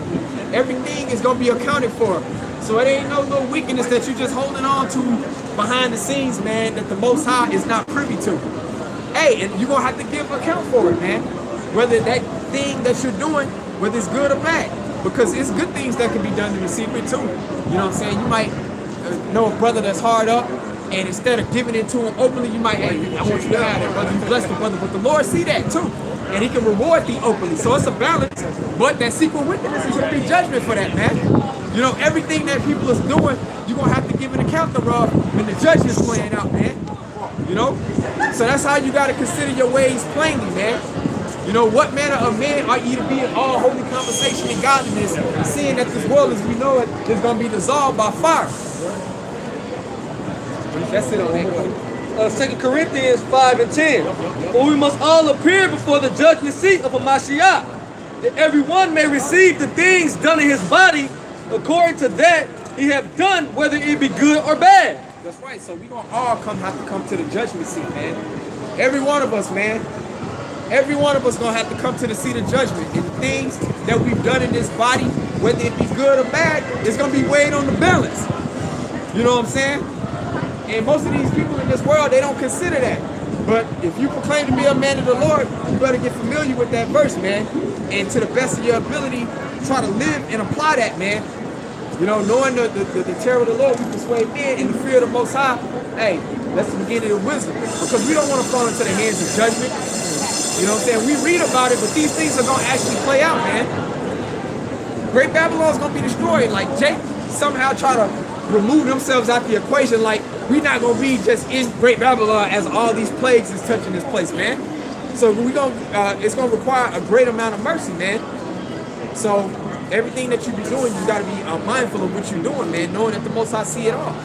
You know, matter of fact, get Ecclesiastes in the Apocrypha 23 and 19. Yep. Go ahead, brother. Here, verse 11 says, knowing therefore the terror of Yahweh Bahashim Yahweh Shai, we persuade men. That's right, knowing the terror of the Lord Yahweh Bahashim Yahweh Shai, we persuade men. And those men that we persuade are Israelite men, the elect, to repent and come into this faith, man. You know? So we can build up, the election can be sealed, the destruction can happen, and Yahweh Shai can deliver us, man. And the kingdom of heaven is going to be established, man. We're looking for the Most High's will to be completely fulfilled on the planet Earth. You know? It says, knowing therefore the terror of the Lord, we persuade men, but we are made manifest unto the Most High, and I trust also are made manifest in your conscience. That's right. We're being made manifest by the Most High, man. And all of these peoples, man, when all this judgment start playing out, man, everything that we've been saying, they're going to consider it plainly, man. Like, damn, those bums, because a lot of them perceive us to be bums, lowlifes, and we're just these degenerate, you know what I'm saying, just vagabonds. When all of this hell that brothers been week in and week out talking about, when it started touching you, then they gonna think about us. They gonna be looking for us, man. The famine of the word is coming also, man. Hey, we not gonna be always on these corners, man, preaching this word, man. Yeah, and it's happening right now. This guy Trump, he left a tweet. Yeah. And this morning saying, or yesterday, about how you shouldn't censor anything. Yeah. That if you don't know if it's real or fake news, that's your problem. You should do your research, you know? Yep. Which is true. That is true. But then everyone in the comments were saying, oh no, that's just so he can spew more of the bullshit. So they're saying, if they don't like what you're talking about, you're gonna get censored. Yep. And they don't like the truth. These people hate the truth. Yep. So we're gonna be the first ones you're gonna see taken up. Yeah, they're using Alex Jones right now. Yeah, that guy was set up. That guy was set up. That's exactly They're using him as a false flag censorship thing. Yep. Exactly. To show you, oh, they're coming for wackos or whatever, you know, conspiracy theories. Exactly. But they're coming for the truth. They want to stop the truth, man. They're gonna try to ban the scriptures. All right, they're gonna ban men that don't want to take the chip, ultimately. Now that's exactly right, man. And I did a lesson like a couple of weeks back going into that, man. That whole Alex Jones thing, man. They suspended his show, man. Don't look into that, man. That's how Esau does, man. The devil do that trickery. That's just a means. Yep. Huh? That's just a psyop. Yeah. Alex Jones. Yep. That's just a way to justify the full-scale censorship, man. And really, with the internet just being completely done away with, which I pray to the Lord every day that they shut the internet down, man. Straight up. Because it's just too much madness. People having the ability to anonymously talk shit on the comment board, man. just to be complete demons and sociopaths. You can create a player life profile. Nobody's really living in reality. Nobody knows how to have a real social interaction. Everyone's socially awkward. You know what I'm saying? I'm ready, even though brothers, we use the internet mainly to preach this word, which right now we know the word is already going out, man. You know, that's why that guy, this luminary, Nick Rockefeller, he said he wished the internet was never invented. And it's mainly because that word that is exposing these devils is going out through the four corners of the earth. If I can say something, because the majority of shit that's on the internet is wicked. Pretty much 60% of all the searches is porn. The majority of people are addicted to porn, man. That's why there's so much perverseness out here, you know. So when the internet gets shut down, the whole world's gonna bug out. Yeah, but that's part of prophecy. When they do like research on the most searched thing in certain countries, it's always some dark shit, man. It's always some pornographic shit. And that just shows you the mind state of all these people in the world. They need to be exterminated. Nobody's looking up truth. Nobody's looking up righteousness. All right, who the devil is. Nobody's researching. Nobody's doing research. And that's what all Trump said. He said, hey, yo, if you can't tell if it's real news or fake news, pretty much you're a bug out. It's your fault. It's on you. But these people are so easily trained. The elites, that's their job. Oh no, they want to control what goes out. You know. That's right. That shows these people ready for the new world. That's They right. don't know how to think for themselves. Exactly. They need control on all levels, man. They need to be controlled on how to think, to be able to differentiate between truth and falsehood.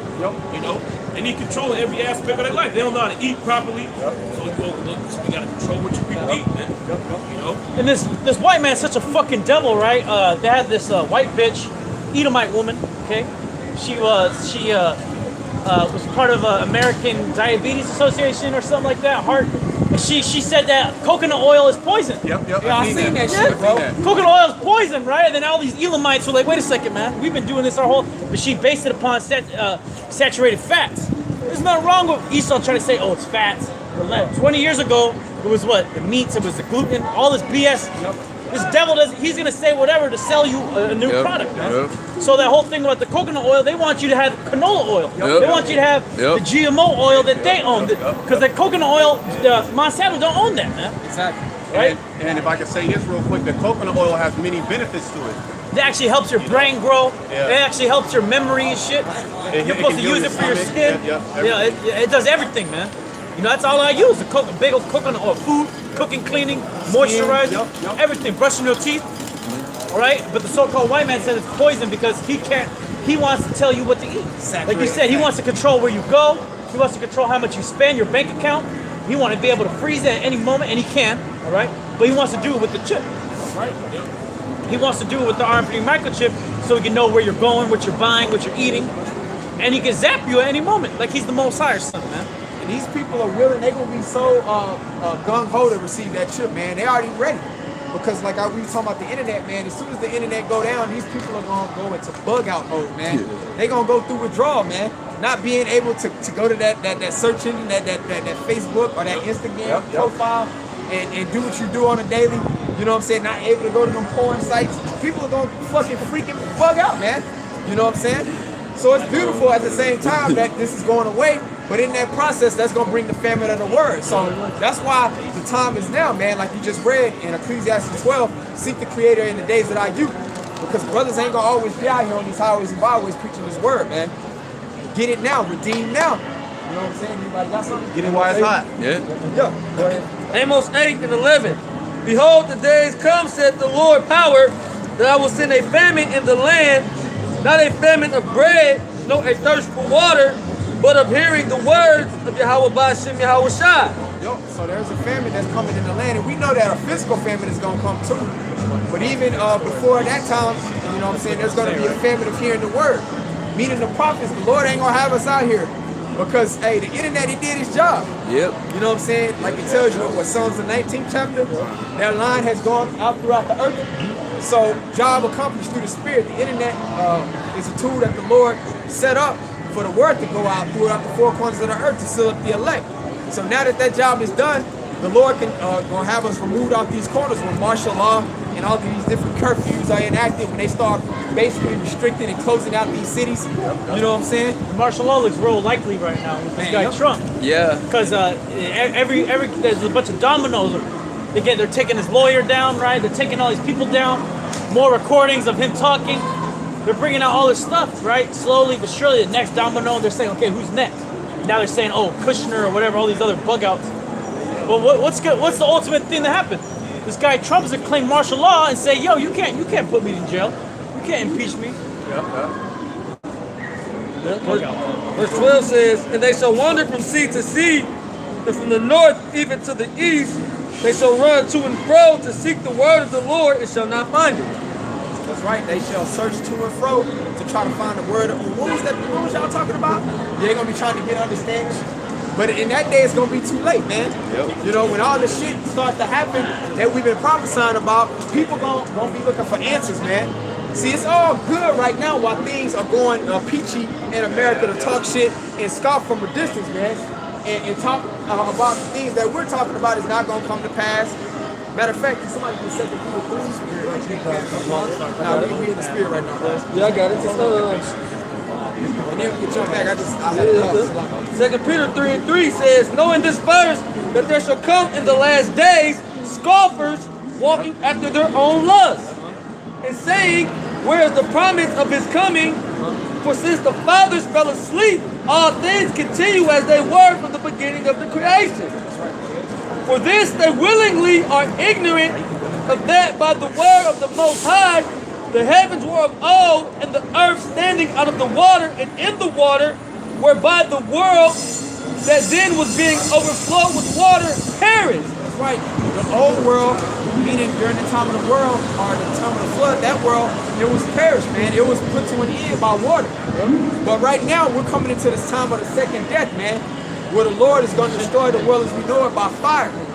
But right now, you got scoffers scoffing on the men that's prophesying and telling that that's going to happen before it actually happens. And people are like, where's the promise of his coming? When are all of these things are going to happen? You know, but when it actually starts happening, and when people are starving and they don't really know what to do and which way to go, they're going to be looking for those same men that they scoff and came against and talk shit about, you know? And that's the time we're coming into now, especially because there's going to come a time you ain't going to be able to go to YouTube to see the videos, man. That's why right now it's time to basically seal this word into your mind, man, to seal it into your spirit. That's why we always quote Isaiah 33:6. Wisdom and knowledge shall be the stability of thy times and strength and salvation. Meaning you gotta lock this word into your mind. Pretty much in California, I know they trying to abolish the Bible, man. It might come a point they're gonna just start doing a big bonfire on the Bible, you know? So that's going more into the famine of the word, you know? And if I can say something, and the majority of people here in California, they ain't gonna even budge, they ain't gonna even blink an eye. Because they're already Satan worshipers. Like you got a lot of people that don't take this serious. They think it's a game, they'll come up, they'll smile, they'll dance, they do shit. Well, the Most High, they ain't gonna kill niggas like that, man. That's a guarantee out of the Bible. That's right. All right? Because you got, what we're doing is very serious. We're in grave times right now with the word grave means serious. This is grave times. So when the Most High, he starts just wiping away Israel in mass numbers, then they're gonna come up and they're gonna try to be sincere, but it's gonna be too late. Okay? It's gonna be too late for all you scoffers and scorners out there, man. That's the book of Hosea, the 5th chapter. Yep, straight up. You read the book of Judges, it's a recurring theme with Israel. So Israel get right, and then the deliverer will die, and then Israel will turn back into a demon and then cry out. But look, man, what's your question? So I'm mixed up. Italian, Puerto Rican, like my people from New York. I was born here in San Francisco. I was just trying like, because I hear people saying, black people saying that everybody was black at one point, we're all different black people. And I'm just trying to think, like, Puerto Ricans were created by Spain and black people having sex together. And I'm just confused because my mom might be white, there's a German, all type of shit, but my dad was Puerto Rican Italian, I'm here to be identity. So I'm trying, I don't feel white, bro. Like, I never had white friends. It's almost like not even racist. It's almost like a set up pattern of like how you act. Right. But what's the question? So I'm trying to see like, because I hear you guys saying, oh, if you're white, we don't fuck with you, God doesn't fuck with you. But I'm like, about if you're an Edomite or not. Okay, but I'm mixed. Right. So your nationality. But listen, your nationality is determined by your forefathers. So it's whatever your dad's dad is. So if your dad is So your dad's granddad's Italian, and he goes back to like Roman or something, and that would make him Edomite. But you're an Israelite in spirit. Yeah, so you're an Israelite. Whether you're from the tribe of Ephraim or the tribe of Judah. Yeah, you're an Israelite. You're an Israelite. It's all through the spirit. All right, man. Take care. That's all he wanted. He just wanted confirmation that he was an Israelite. That's all. He just wanted that stamp. He's a Jake. Cool. He's a Jake. Now it's cool. Now he can go on and be a demon, you know? Because it ain't like he gonna sit down and read the scriptures now, right? Or go and pray to the Most High. You got closure. Yeah, closure. Now he can just be a big of a reprobate that he wants. You got something? Got one. Yeah, that's all. You got something? I was on Hosea 5:15. Go ahead, bring it up. Hosea chapter 5, verse 15. I will go and return to my place till they acknowledge their offense and seek my face, and their affliction they will seek me early. And that's exactly why we were sitting here to Babylon, to America, all right? Not to be successful, not to do your own thing, all right? You know, for punishment, we're going off from the law, statutes, and commandments of Yahushua. This is one big punishment to be here, all right? To have confusion of faces, you know, to not know where you come from, all right? Like the Jake that came up, you know. This is all the judgment of Yahushua. Yet 2/3 of our people don't lay that to mind. They don't consider, like the scriptures say, all right? They just go to the beat of their own drum, all right? From one scenario to another here, man, all right? Yet when all hell break loose, guess what? Jake gonna start considering in that day, man. All right, but what? It's gonna be too late, like the brother's going into. Oh yeah, bring that back up. Okay. Hosea, and he ain't gonna be saying that in the day of judgment. You know, that's just a clear example of how 2/3 rationalize. Oh, y'all tripping? That's BS. Yeah, true, man. Here it is. This nigga don't even pretty much consider his whole life, man. All right, nigga, you tripping? All right. What you doing? You worshiping Esau? You got a slave? You out here in the city of San Francisco for what? If you're not here to condemn this place, why are you here, man? White man's true. Yeah. White man got offer up and wine, which offer up. There's this Jake. He's actually a Phoenician. He won like a $289 million judgment because he was exposed to offer up the pesticides. He got 289. But I forget the type of cancer they classified it as, but his skin is all messed up. And they put that in wine. All California wines got that, and they put that in cereal. Yeah, those different bars, little energy bars. So the so-called white man's tripping. All right, he's over there in Uganda, beating up them Ugandans. Because they don't accept Jesus. Calling them niggas and shit like that, calling them, like hitting them in the head, calling them all types of bitches. But he don't say the so-called white man is tripping. So-called white man is tripping all around the world. Well, he going out here you're allowed into this country. So now you cursing everybody out, man. You're condemning them because they don't accept Serapis Christmas or Sizzler abortions. So-called white man's tripping. Okay, he's got sex dolls. Okay, he wants to replace you with a robot, man. And that so-called white man, right? He's from America. He wouldn't talk to no Jakes like that. Out here, he wouldn't even try. He'd get his ass. He'd be a meme. He'd be getting stomped out. But he over there in Africa, man. They're on a low level out there, man. They should have chopped it. They should have hacked his ass up, man. But the Most High is. You can see it starts with who? It starts with Judah, man. The Most High is gonna raise up Judah first, and then all the other tribes and all you other bugged out heathens, all right? Whether those guys were Israelites or just some Hamites. Only the Lord knows, but they were in the wrong spirit. And then they gave Esau the key at the end too. They still gave him the key. He's still scared of Esau. You know? Yeah, they're scared of Esau because Esau it shows you that the so-called white man, he rules the whole world, all right? The white man doesn't rule the world still to this day. That's a bunch of bullshit, man. This dirty damn devil is all over the world right now putting hell on people. That's right. All right, but yeah, come with that attitude out here. I like to see it. Esau, piece of shit.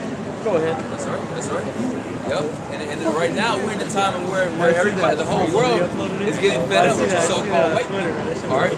The whole world is rising up against you Edomites, man. And there's nowhere else you can run to or hide from, or no identity to hide behind, man. Okay. you have to claim who you really are, all right? The nation of Edom, all right? The devil that the Bible speaks of, man. You got somebody? It's Isaiah 14:4.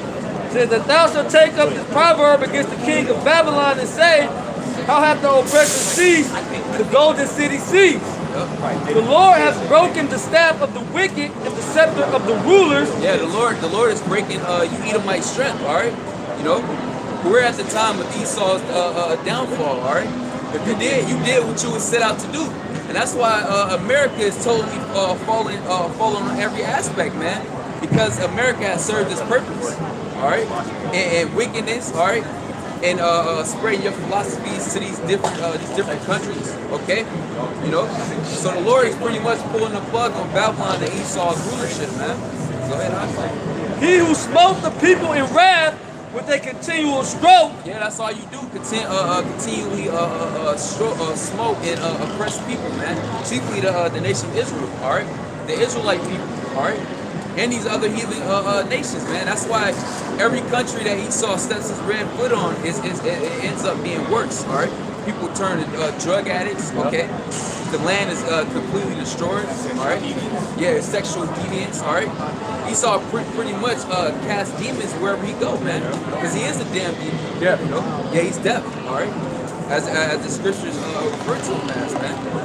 Go ahead, He who smote the people in wrath with a continual stroke, he that ruled the nations in anger, is persecuted and none hinder it. Yeah, that's right. Nobody's going to be at the aid of you Edomites, okay? You know, as you receive your judgment, because it's well due. Everybody's waiting for you you Edomites to be completely taken out of power, man. And everybody want a peace, you know.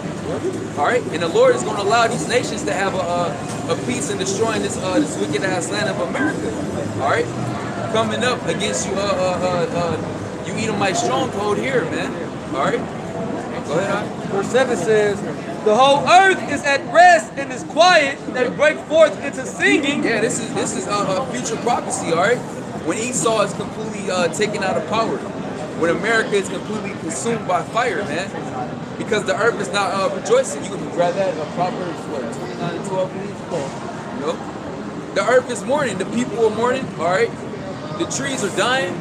You know, there's no rejoicing going out, man. All right, there's nothing but lamentation, mourning, and woe, like the scriptures refer to, man. Yep. Go bring that out,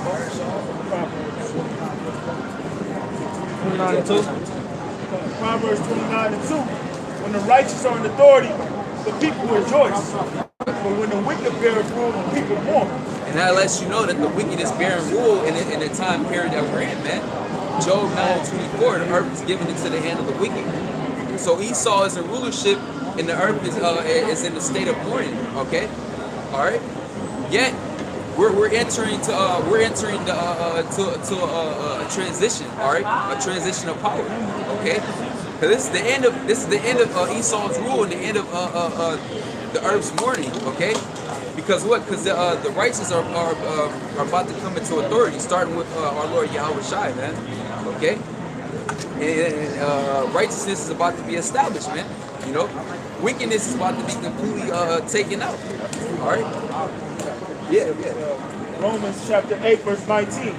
For the earnest expectation of the creature waited for the manifestation of the sons of the Most High. Yeah, so the earth is waiting for the Israelites to come into rulership, man.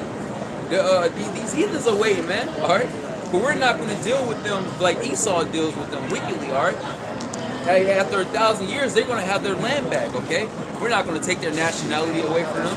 We ain't going to lie to them, man. We're going to tell them the truth, and they're going to have to worship our power, man. All right. Yet they're going to be in a better condition than they are here under Esau's rule, man. All right. You know, it's like the brothers brought out Proverbs 29th chapter.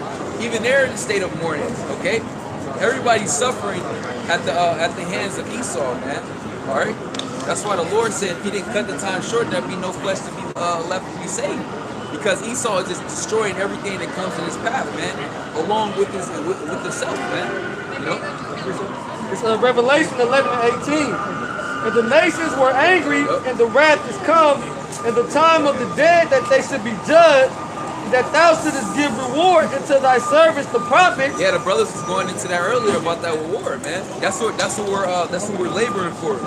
And that's where the reward is right there, man.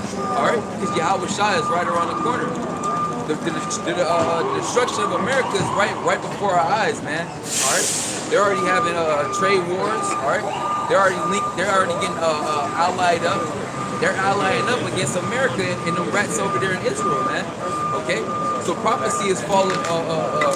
Prophecy is falling right into order, man. Go ahead, prophecy is speaking. Yeah, prophecy is definitely speaking.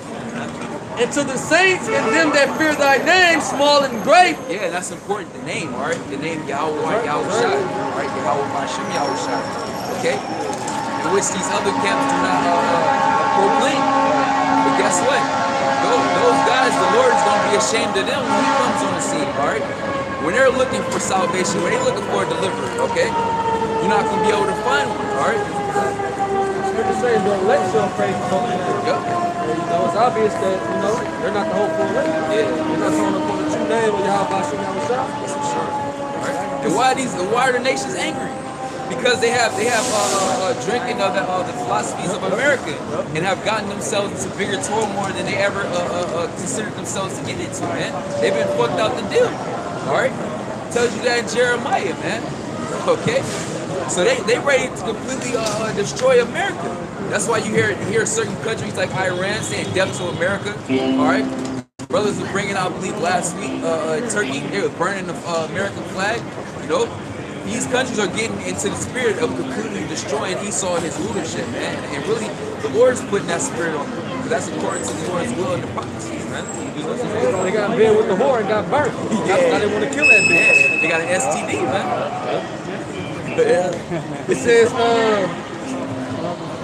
It should have destroyed them which destroyed the earth. Yep. Should have destroyed them which destroyed the earth. You so-called white people, all right? You destroy everything that had beauty to it, man. All right? This land of America, okay? These other countries, the water, the wildlife, okay? The forest life, all right? You just completely destroyed it, man. All right? That's why the water is all polluted. No matter where you go, they just study. They went to different parts of the world, they tested the water, and it was all fucked up. Look at San Francisco. This is the worst area in the world. Yeah. Worse than Beijing, like you said. Worse than Beijing. If I can say something on the water now, Esau has something called raw water now that he's promoting in a so-called health community, which raw water is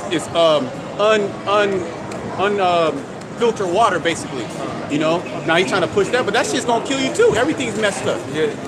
They charge like $12 for the bottle. Something crazy.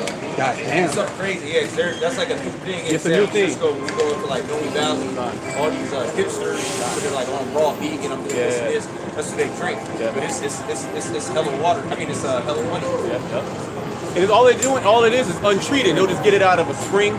Just put it in a bottle. Put it in a bottle and charge $50. You'll get sick like that because I had a homegirl, she was a so-called Ethiopian. She went back to her homeland and she got sick off the water, not because the water was defiled, it's just her body isn't used to that. So you can't, you drinking some like actual undefiled spring water, you don't get sick, because your body. Yep. Yeah, that's why she was sick for like 2-3 days. Yeah, because if you're in America, you're defiled, man. The only thing that cleanses us is the word. And then if we're covered by the blood of the Lamb, yet us by ourselves, we're all messed up. You've seen all types of just wild stuff, man. Traumatized. Post-traumatic slave syndrome, basically. We got post-traumatic slaves, and we've been shot. This is like a shell shock. Just being here, though. Nah, just walking in San Francisco, man, that'll mess with your mind. You eat the food. We never had a clean meal. We have certain things that are cleaner than others. Certain food that's better than others. But overall, we never had anything pure outside of this word. Let me go back to Isaiah 14 and verse 7. Now it says, the whole earth is at rest and is quiet that break forth into singing. Yea, the fir trees rejoice at thee, and the cedars of Lebanon sing. Since thou art laid down, no fellow is come up against us. Yeah, because you have, I'm sorry, but you have an industry called logging. It's real popular up in the Northwest. You go up to Oregon, you go up to Washington. And it's all about what? Just cutting trees down. That's the whole industry. The scriptures outline when you're supposed to cut down trees. Okay? There's certain trees you're supposed to cut down, certain you're not. Like you're not supposed to cut down, like say you're sieging a city, man. There's certain things you go in there and cut it down. And you might cut down a tree to like barge into a city. But you don't cut it down because why? You don't cut down just everything. Why? Because you get fruit from that tree. And you get oxygen from the trees. Just the so-called white man, he doesn't consider that. It doesn't cut just because. Because he said he needed some paper. Or he needed a mahogany, a nice mahogany table. All right, to sell it, like, you know, $300. Yeah, so there is some trees in the request. The trees are request. But man, you can tell this tree wants to go away. It's in a state of mourning, just like everything in the earth. That's why when so-called white people goes down, everything in the earth is going to rejoice. And all that is going to rejoice. Verse 9 says, hell from beneath, move for thee, to meet thee at thy coming, stand up and dead for thee, even all the chieftains of the earth they have raised up from their throne, all the kings of the nations. All they shall speak and say unto thee, art thou also become weak as we? Art thou become like unto us? All the kids are cooperating with that's the common denominator. China, Turkey, Russia, primarily. It's all of this. Because America is the problem.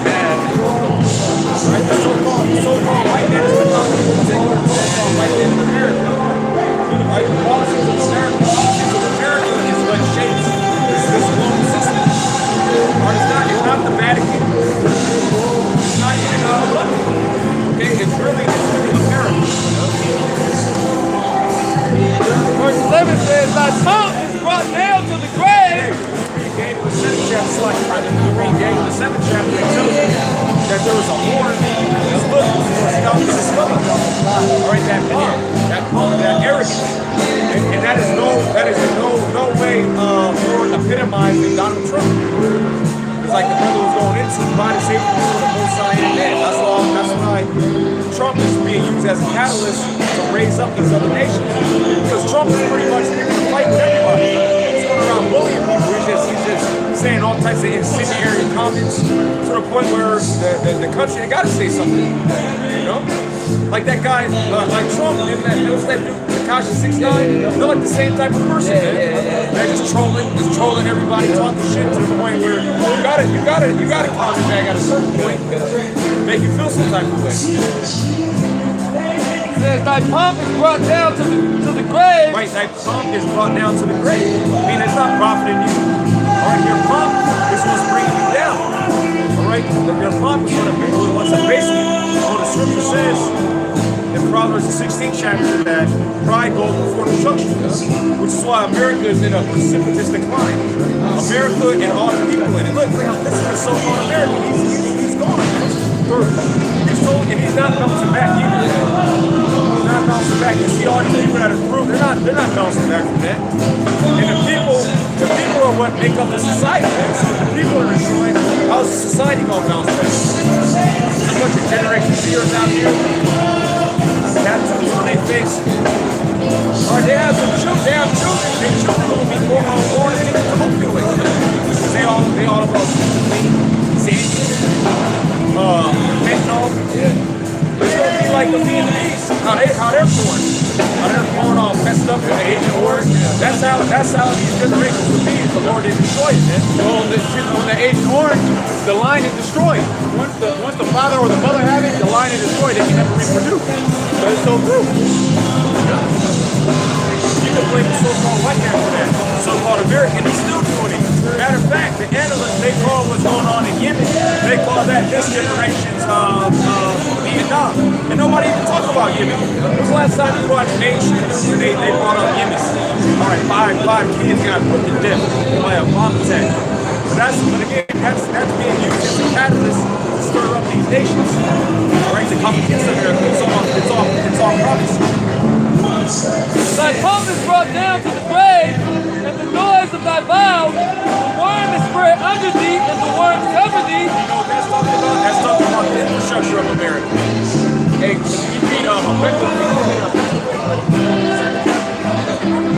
yeah, because America's infrastructure is rated great.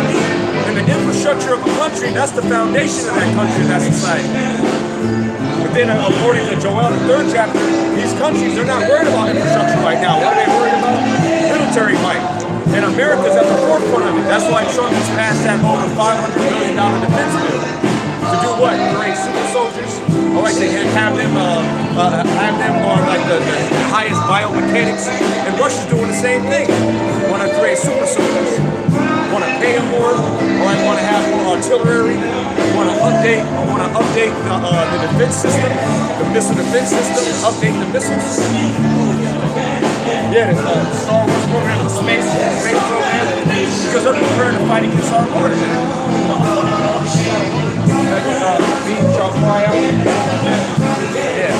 Matthew chapter 2, verse 11. But the stone shall cry out, the Lord, the eating out of the timber shall answer it. Yeah, that's exactly, man. America's infrastructure is growing. Okay, you got buildings falling apart, bridges. Just like what happened over there in Italy, that's gonna happen here, man. More so that happened with the Bay Bridge. It was spirits. It was the last week of the week before. We were talking about.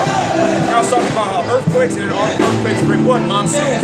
That's what they were feeling here over there in Venezuela. You know, because the Lord hit them with it was a 7.2. 7.2. Yeah, and they were bugging out about what? Monsoon. Flooding. That's what's going to happen to this area through the spirit. Right, all out catastrophe, and then the infrastructure is so weak it can't handle an earthquake. And these are like the biggest earthquakes out here in Northern California. And the infrastructure is so bad when it hits, man, everything just goes crumble. Right? That's all according to biblical prophecy. See, like all this singing and dancing and niggas having fun, that's about to go out the window.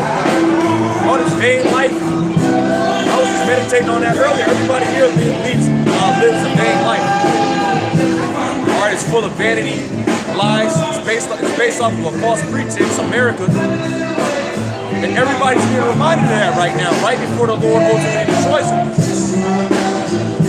Back in Isaiah 14:12 now. How art thou fallen from heaven, O Lucifer? Yeah, Lucifer is light bearer. That's why they call themselves the Illuminati, the illuminated ones, which the real illuminated ones are talking about the elect of the nation of Israel. Why? Because our Lord is the light of the world, and in turn, we're the light of the world. Okay, he said that we were the light of the world. That's why everybody always hovers around us, man, like moth to a flame. Alright, because your light is being put out. It says in Job the 18th chapter that the light of the wicked shall be put out. And that's the time that we're in. Go ahead. The so-called white man falling from heaven needing a position of power. Go ahead. How art thou fallen from heaven, O Lucifer, son of the morning? How art thou cut down to the ground, which didst weaken the nations? Yeah, that which didst weaken the nations. Which how did America weaken the nations? By the economic policies, by the military might. Like the scripture says, thy terribleness hath deceived thee. Thy terribleness is that military might. Because now nobody cares about that. All these nations are pretty much fed up. They're ready to ride or die. Because they see what's going to happen once the so-called white man gets a stronghold in their country. It's going to turn into San Francisco, man. A bunch of freaks, people defecating on the streets, women talking back to men, women driving.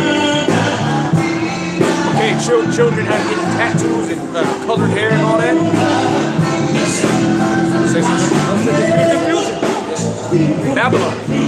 Babylon. Yeah, pretty much America comes to you. And that's what American exports. The main American export really is culture, wicked culture. Go ahead.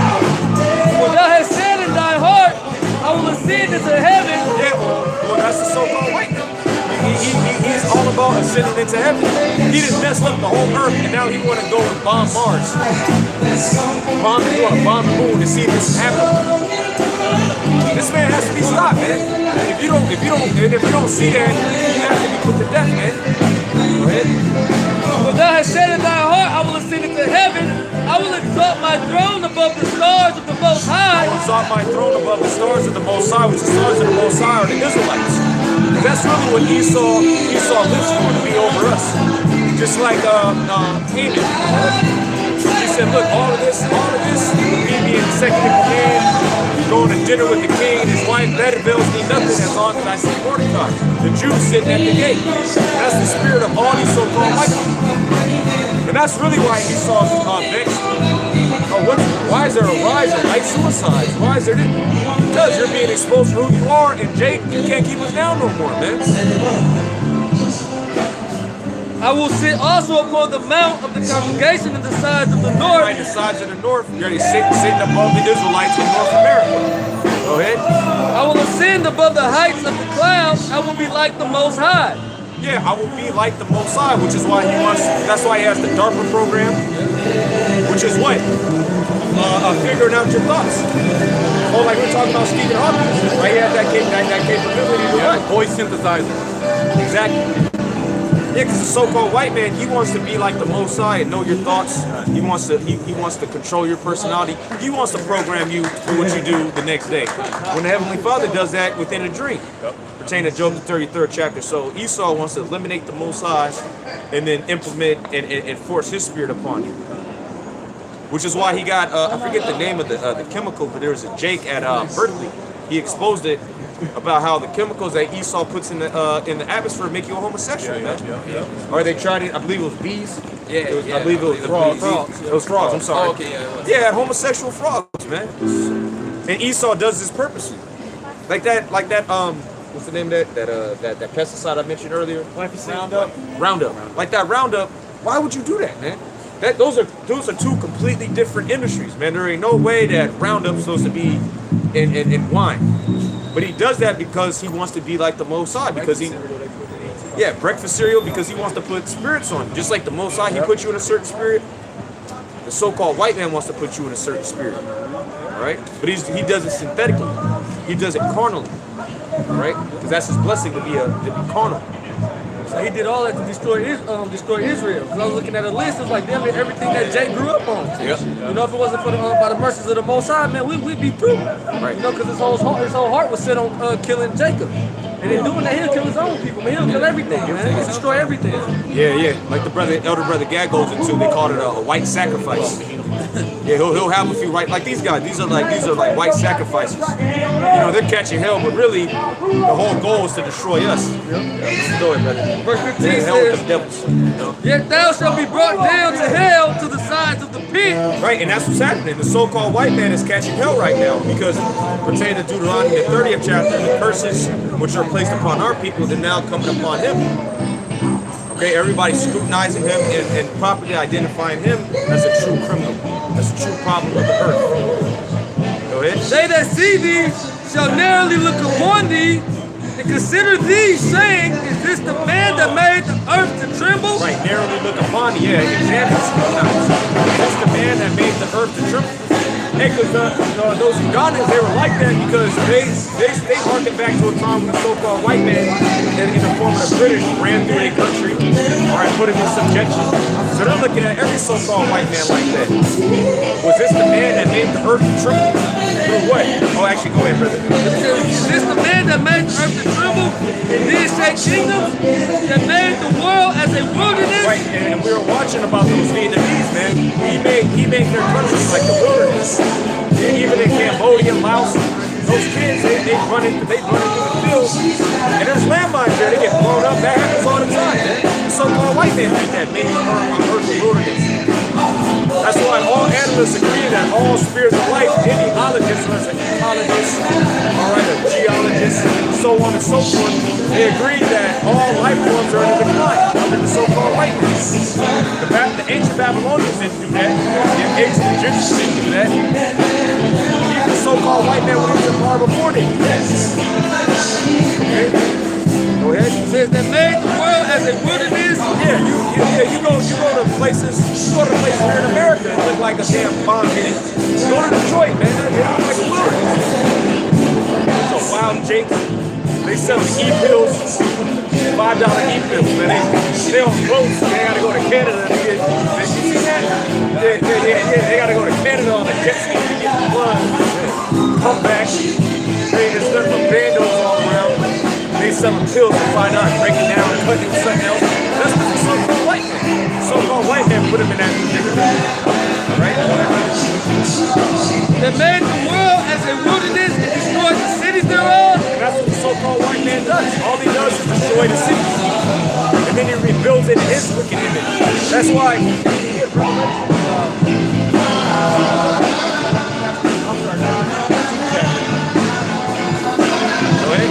That open not the house of the prisoners. oh, that open now the house of the prisoners, which right now there's a big prison uprising.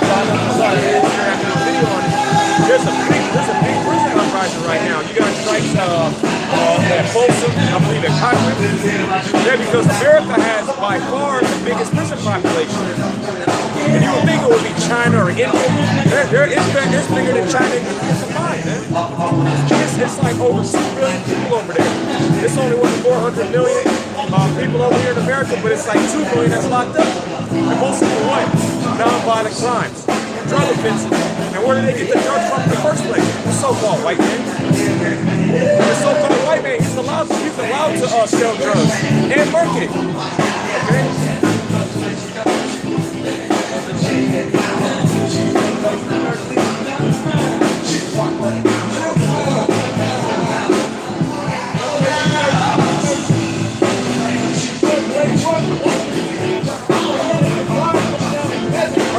Making fire come down from heaven on earth, which is why the nations are now looking at it like, man, this is the guy who made the earth to tremble. Because at one time the nations were showing it off. Well, they actually had that campaign. They called it shock and awe campaign. I believe they did that in the Iraq war. But they got just shots with the bombs and everybody getting all submitted. That's what he saw about it. So that's why all these other nations are looking at the so-called white man like they got it. And it's just now recently changing. Because we're in that time when now they're starting to look at Jacob propaganda guys. The so-called white man is the devil.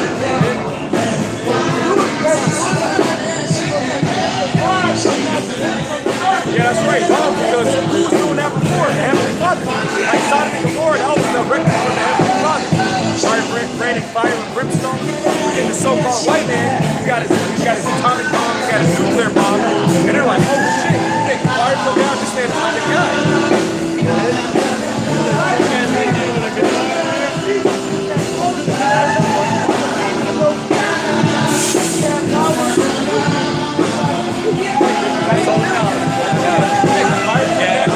Oh, then he has so-called miracle drugs, right? His surgeries, right? Cyborgs, transhumans, so people are mad. What's his percent? We get it now.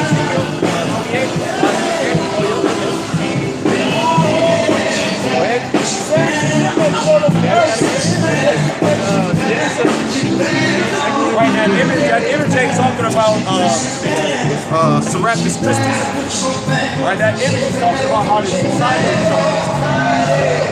because the society is structured just like the ancient Romans are. That's why you got two main political parties. The architecture is the same, the symbol is the same, the eagle.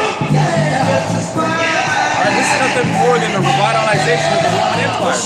Oh, the Roman Empire had nothing but trannies in it too, man. They called them galleys.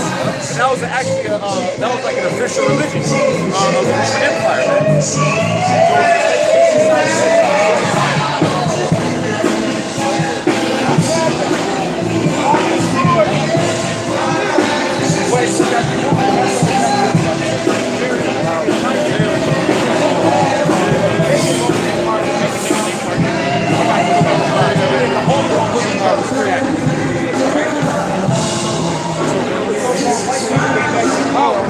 His Renaissance period, that's the hand in hill. But Renaissance was what? White man's empire. That's what he had life again. Okay? He had power to do his life. For 1,000 years, he was placing slavery. According to the that down. And he has power to give life. Go speak. Because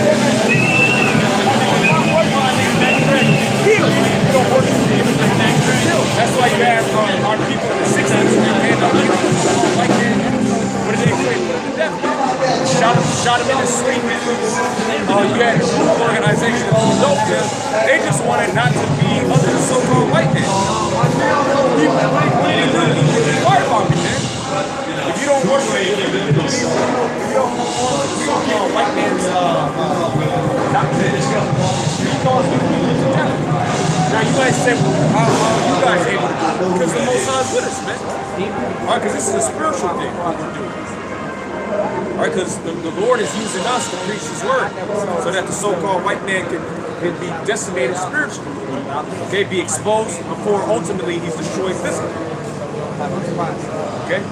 It says, if he calls us all, both small and great, rich and poor, free and bond. Right, regardless of your standing in society, he's going to cause everybody, he's going to compel everybody. Okay?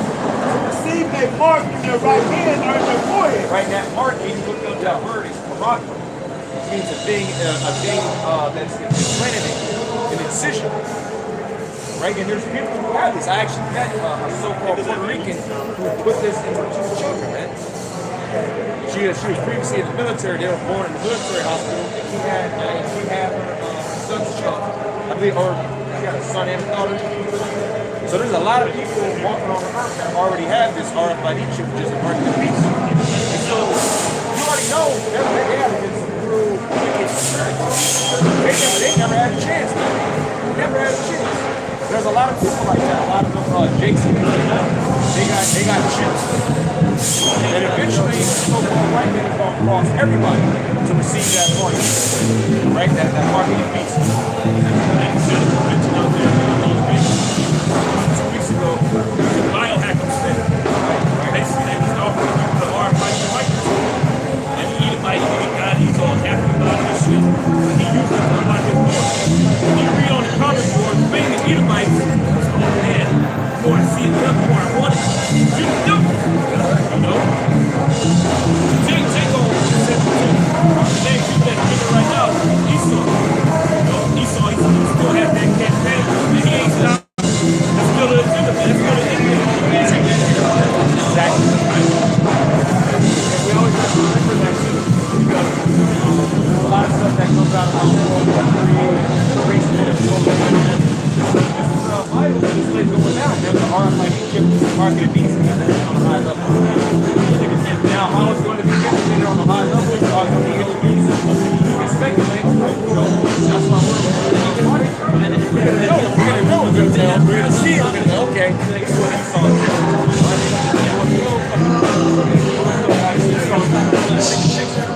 And once you take that shit, you don't want to have to talk to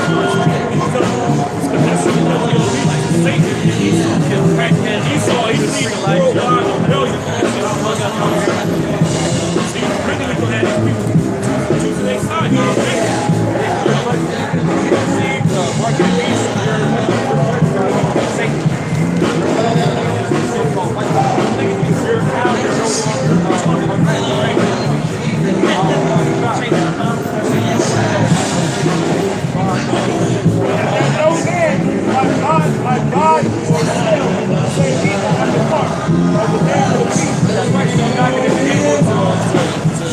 have transactions. All right, to buy or sell, you're not going to be able to exist in society without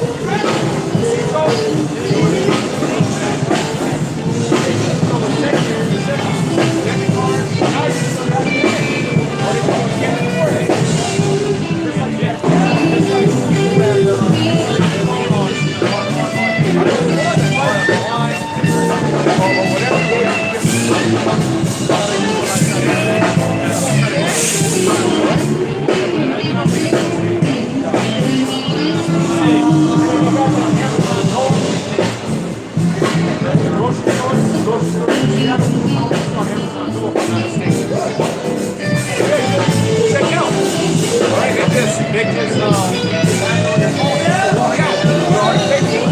I accidentally always paid for something challenges with that with my phone. So you just will see what they're doing. It's going from cards to your phone. It's getting closer and closer to you. And the help is extensions of you. So put it in you. It's easy to see. Yes. Yes.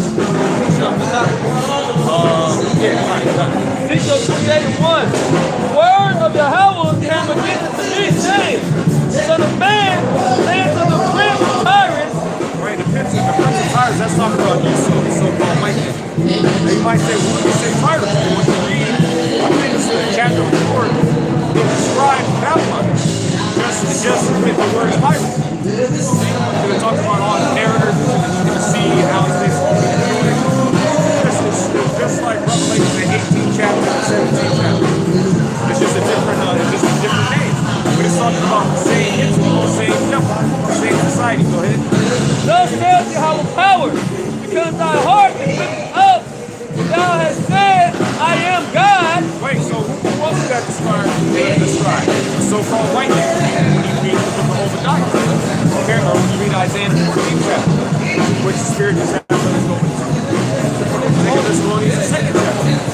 That man is sent me which everybody acknowledges, all the scholars acknowledge that was talking about the book. Right, so if he's talking about the so-called white man in Thessalonians, it says the same thing. Guess what? This is also talking about the so-called white man, known as Esau or Edom in the Bible. Right, go ahead, brother. I sit in the seat of the Most High. Right, I sit in the seat of the Most High. But now you gotta get that. Yeah, because he actually thinks that the Most High didn't do it right. He gonna reform it. He gonna make it better. He gonna revise what the Most High already set up. That's actually in the heart of the so-called white man. I sit in the seat of the Most High in the midst of the sea. Yes, sir. In the midst of the sea, because we tell you in Revelation 17 chapter that he's sitting upon many waters. See, so he's in charge of the whole earth. The earth is given into the hand of the wicked. Right, go ahead. That thou art a man and not God. Yeah, and that's what the so-called white man is about to find out the hard way. That you're not above the Heavenly Father. Really, you're the base of it. The Heavenly Father just set you up for prophecy's sake. This is all the point is. Go ahead. Though thou set thy heart as the heart of the Most High, behold, thou art wiser than Daniel. There is no secret that they can hide from thee. Right now, our wiser than Daniel. Yet his wisdom is on the left-hand side. Okay? Surah 19 and 22, I believe it is. The Americans will be destroyed by nuclear missiles. Right. That's the bottom line. It don't matter how many peace talks they have. Like they got Bowman over there dealing with the Russians. They're talking about cooperation. They're not going to cooperate. They're the same way. They're saying it's the same way. They want. So really, if you're aiming for world peace, the worst thing you see on the news is them going up. I mean, the destruction of world peace still established after World War III. But be ushered in by the one who world called Jesus Christ, really named Yahweh Shai, with his elect set up under him. All the proper order. Okay, bring that over. Right, 19 and 24. The knowledge of wickedness is not wisdom. Yeah, the knowledge of wickedness is not wisdom. Okay, so he is wiser than Daniel, yet it's not true wisdom. He doesn't come from the book. It's not anything that's profitable. Because the so-called white man's wisdom, knowledge, and understanding is of destruction. It's not anything conducive to life. It's not profitable for people. He's just good at oppressing people and destroying people. Even at any time, it's the council of sinners prudence. Right, and that's the council of sinners. Whenever 2 or 3 so-called white men get together, that's the council of sinners, man. God. And they don't sleep unless they do wickedness, man. They tell you that their sleep is taken away unless they cause someone to fall, man. So they're wise, yet they're just wise to do evil, wickedness. Just like the 2/3. Which is why the 2/3 of our people, of our nation, They love Esau. It's 2018. These people still love Esau, man. You see these girls. You see the black woman. She walking around. She looking at Esau with admiration, man. He's nothing but the devil, man. Right? Peeing on little so-called black girls, which they said that was fake money supposedly, but I think that was real, man. Because the police let that devil go, man. But I believe he actually did that. They probably just said, well, you know what, the children's stories didn't add up. They're little kids, man. You know, traumatized. Okay, come on. It's Isaiah 47:10. That's the spirit. For thou hast trusted in thy wickedness. Yeah, the so-called white man trusts in wickedness. That's why he trusts in his military might. He trusts in his money. That's why people say, what, get a job. Okay, meaning that your self-worth is tied to some fiat money. That's not even real money. That's not backed by gold or silver as outlined in the Constitution. That's made out of thin air on a computer. Okay? But that's what the so-called white man trusts in. More than anything, he trusts in Cesar Borgia and the military. He knows that's what's going to get him through. He can't harm me. Oh, and the so-called white man, he knows about racism. Like that one guy in the airport. What did he say? You're treating me like a black person. Yeah, you got niggas that try to explain to Esau the system of white supremacy. Hey, I gotta give you the trace. He used to say this. And he said, remember, you know I'm about to go into. He said, this is the only thing, this is the only profitable thing that he said in that panel, you know. Outside pointing out a big booty Judy. He said, look, this average so-called white man is more informed about the system of white supremacy than you Jakes, man. Which is true. He was right about that. And that just proved it. All right, but he trusts in that. He trusts in the system of white supremacy. He trusts in white privilege. Okay, all these contracts, all right, that came into existence when he started conquering our people 500 years ago. Trust in his witchcraft. Go ahead. It says, for thou hast trusted in thy wickedness. Thou hast said, none seeth me. Thy wisdom and thy knowledge, it hath perverted thee. Right, he said, none seeth me. Hold on now. No, preach you. Go ahead. It says, thy wisdom and thy knowledge, it hath perverted thee. Right, it has perverted him, man. The so-called white, because he's been getting away with it for so long, it's perverted him. He's just going further and further. That's why, to the point where the so-called white man is in the doctor's office and he's watching kiddie porn, man. He just knows nobody's going to hold him accountable for his actions. He's going to keep raping, robbing, and polluting. But he has an end, man. And we're at the end of this man's society. We're at the end. He's at the end of his reign, man.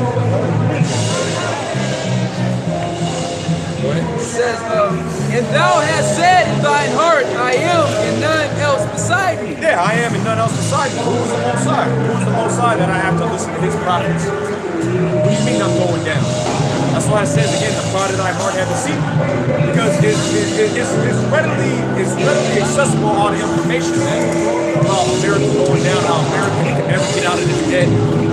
There had to be a debt forgiveness in order for America to bounce back. But the so-called white man just knows that it's always going to be him on top and nothing.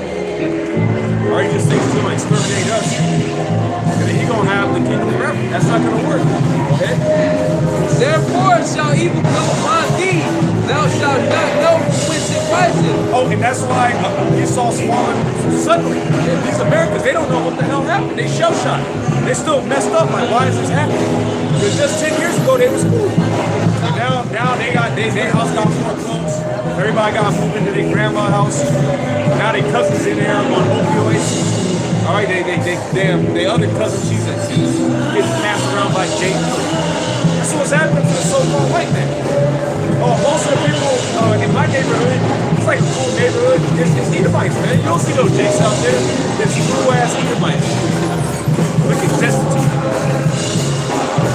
Yes, sir?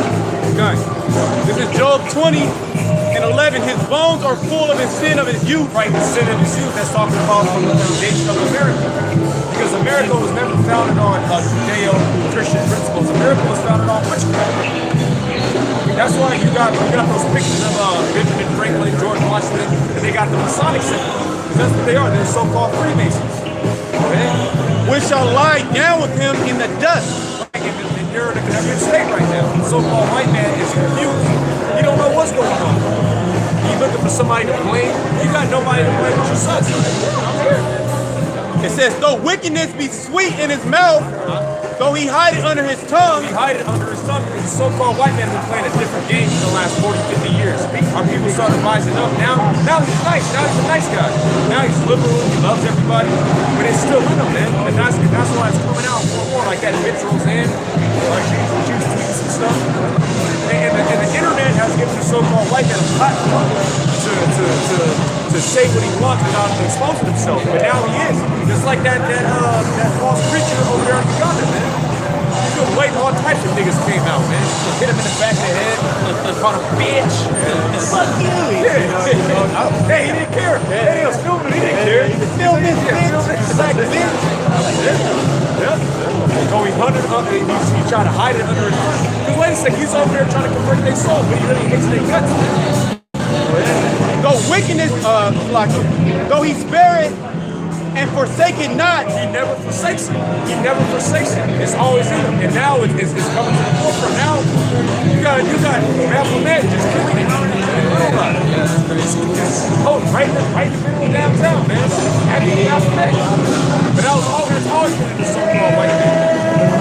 Okay, everything is circle. Everything is singular. Everything is singular. It says, though he spare it and forsake it not, but keep it still within his mouth. Yeah, it's still in him, man. And the opportunity, all right, he gets some liquor in him, or he gets stuff in a sense, he's gonna call you some nigga. I hate you. You're not a human. You're subhuman. You're an ape. I'm better than you. Okay?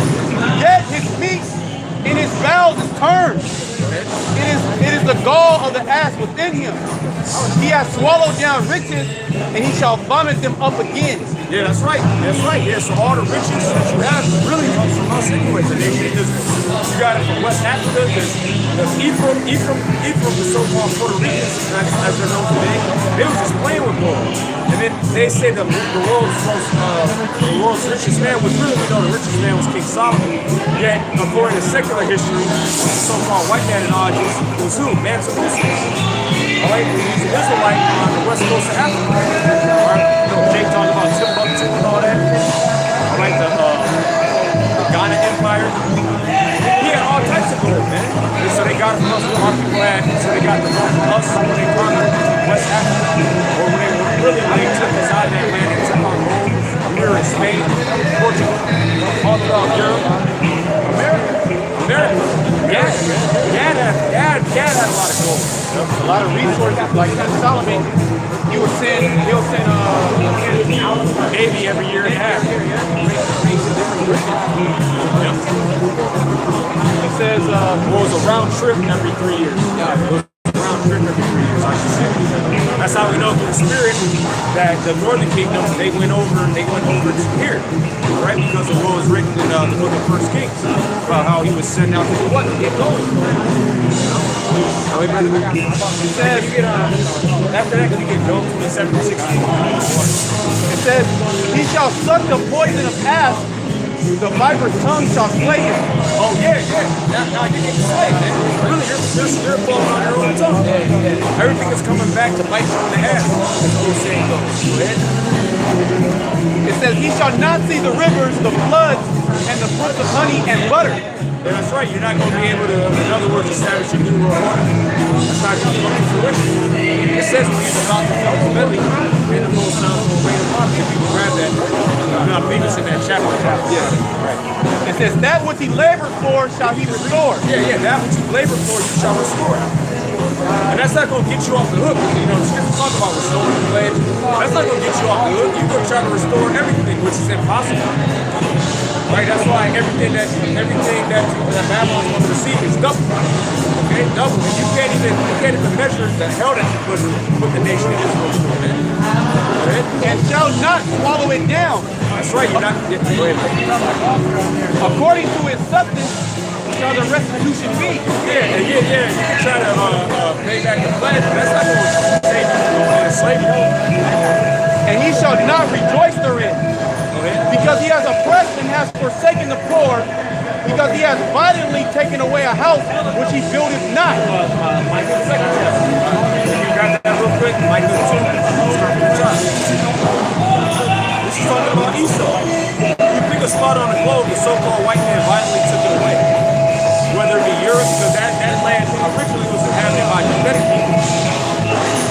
Esau got up in there, we got up in there.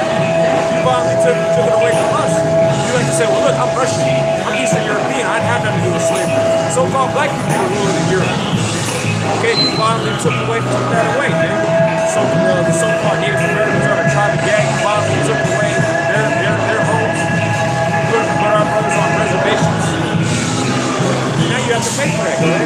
Micah chapter 2. Woe to them that devise iniquity and work evil upon their beds. All right, talking about the so-called white man. He works evil upon his bed. He'll toss and turn, man, if you can't come up with an idea to destroy Jacob. You know, you can't go to sleep.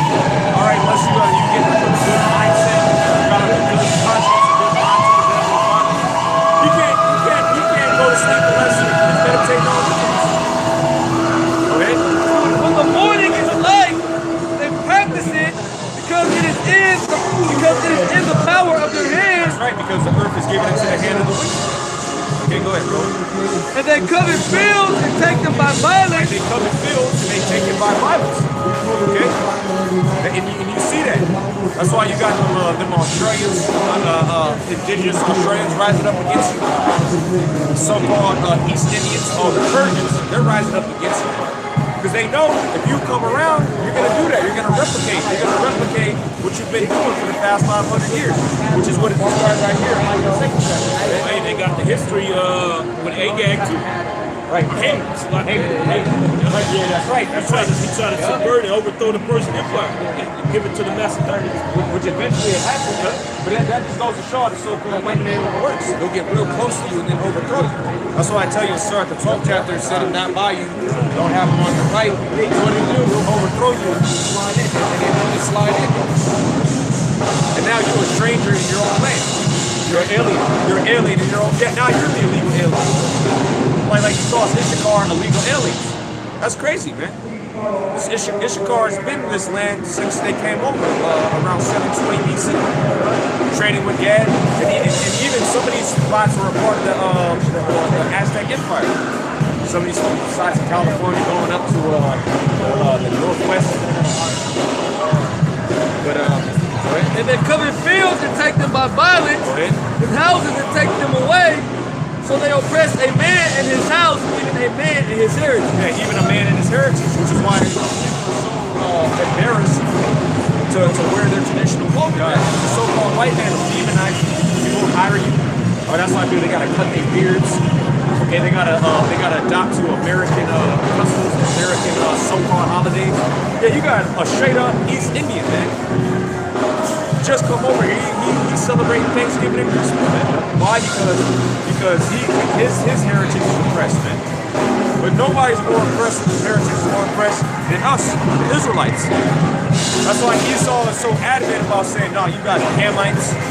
Now he says that we're trying to steal somebody else's identity. We're trying to steal the identity of the so-called Jew. That's what he used to say. Now he's just like, hey, well, look, 2 and 3. Why? Because we're on to the fact that you're all about oppressing us and our heritage. Now you're looking some type of person. Go ahead. This is Daniel 9 and 12.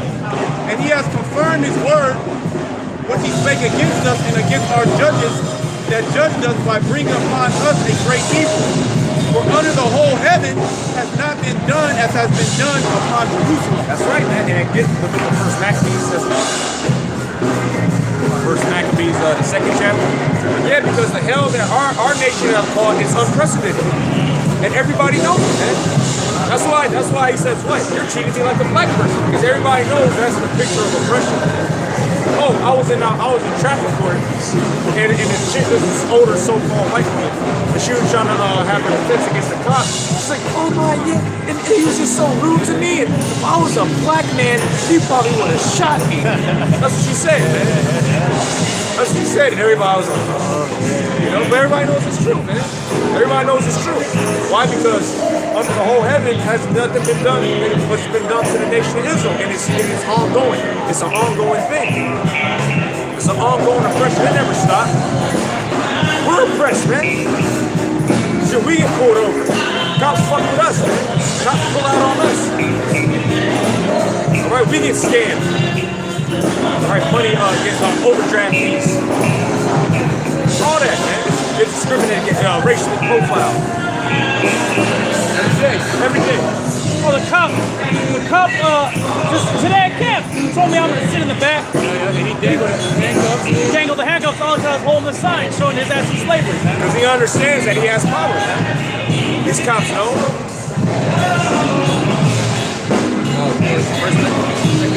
First Maccabees 2:9.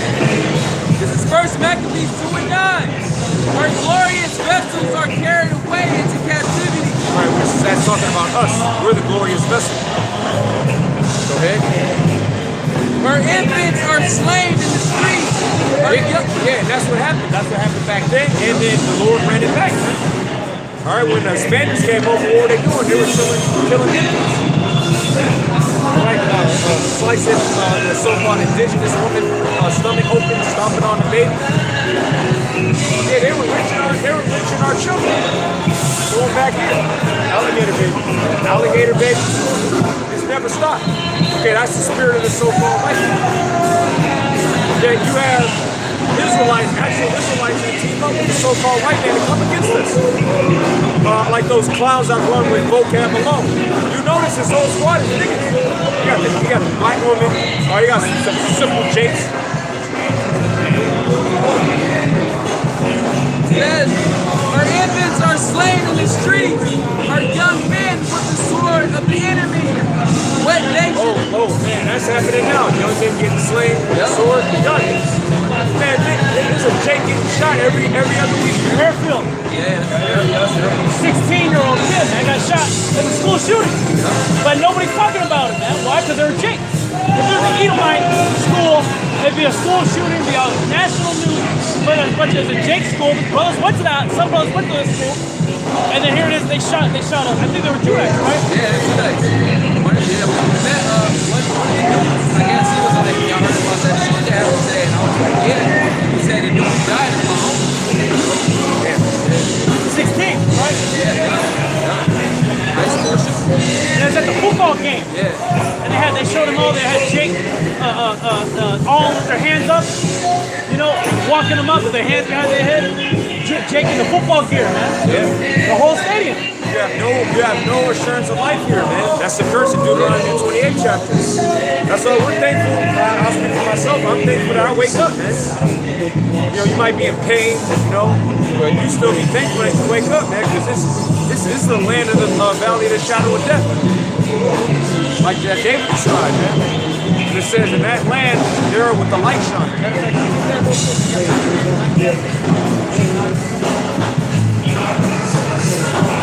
The Lord is just going to have like a crater or something like that, man. The Lord might have to sing you all fall them niggas up. Something spectacular.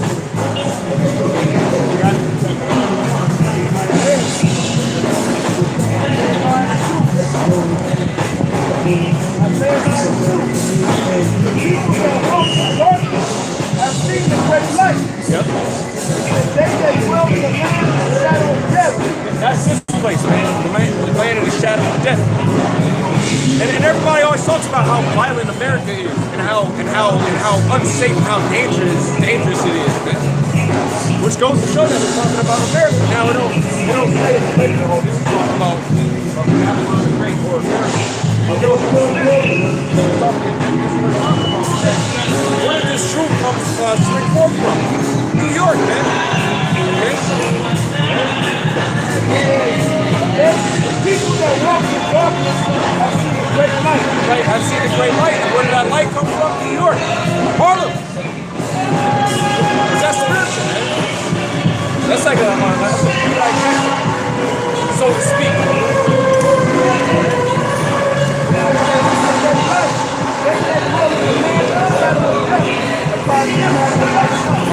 Have the light shine. Because the angel will come out of where? Babylon the Great, America. Even though brothers that are preaching all throughout the world, they're going to be delivered as well. There's actually going to be a new holy day, right, to commemorate the destruction of America and the deliverance of the elect out of America. The elect, which is a part of the 1/3, man. Go back to that. Back in 1 Maccabees chapter 2, verse 9, our glorious vessels are carried away into captivity. Our infants are slain in the streets.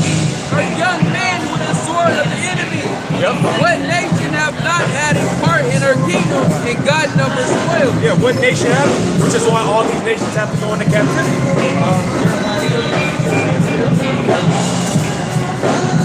And then we'll go back.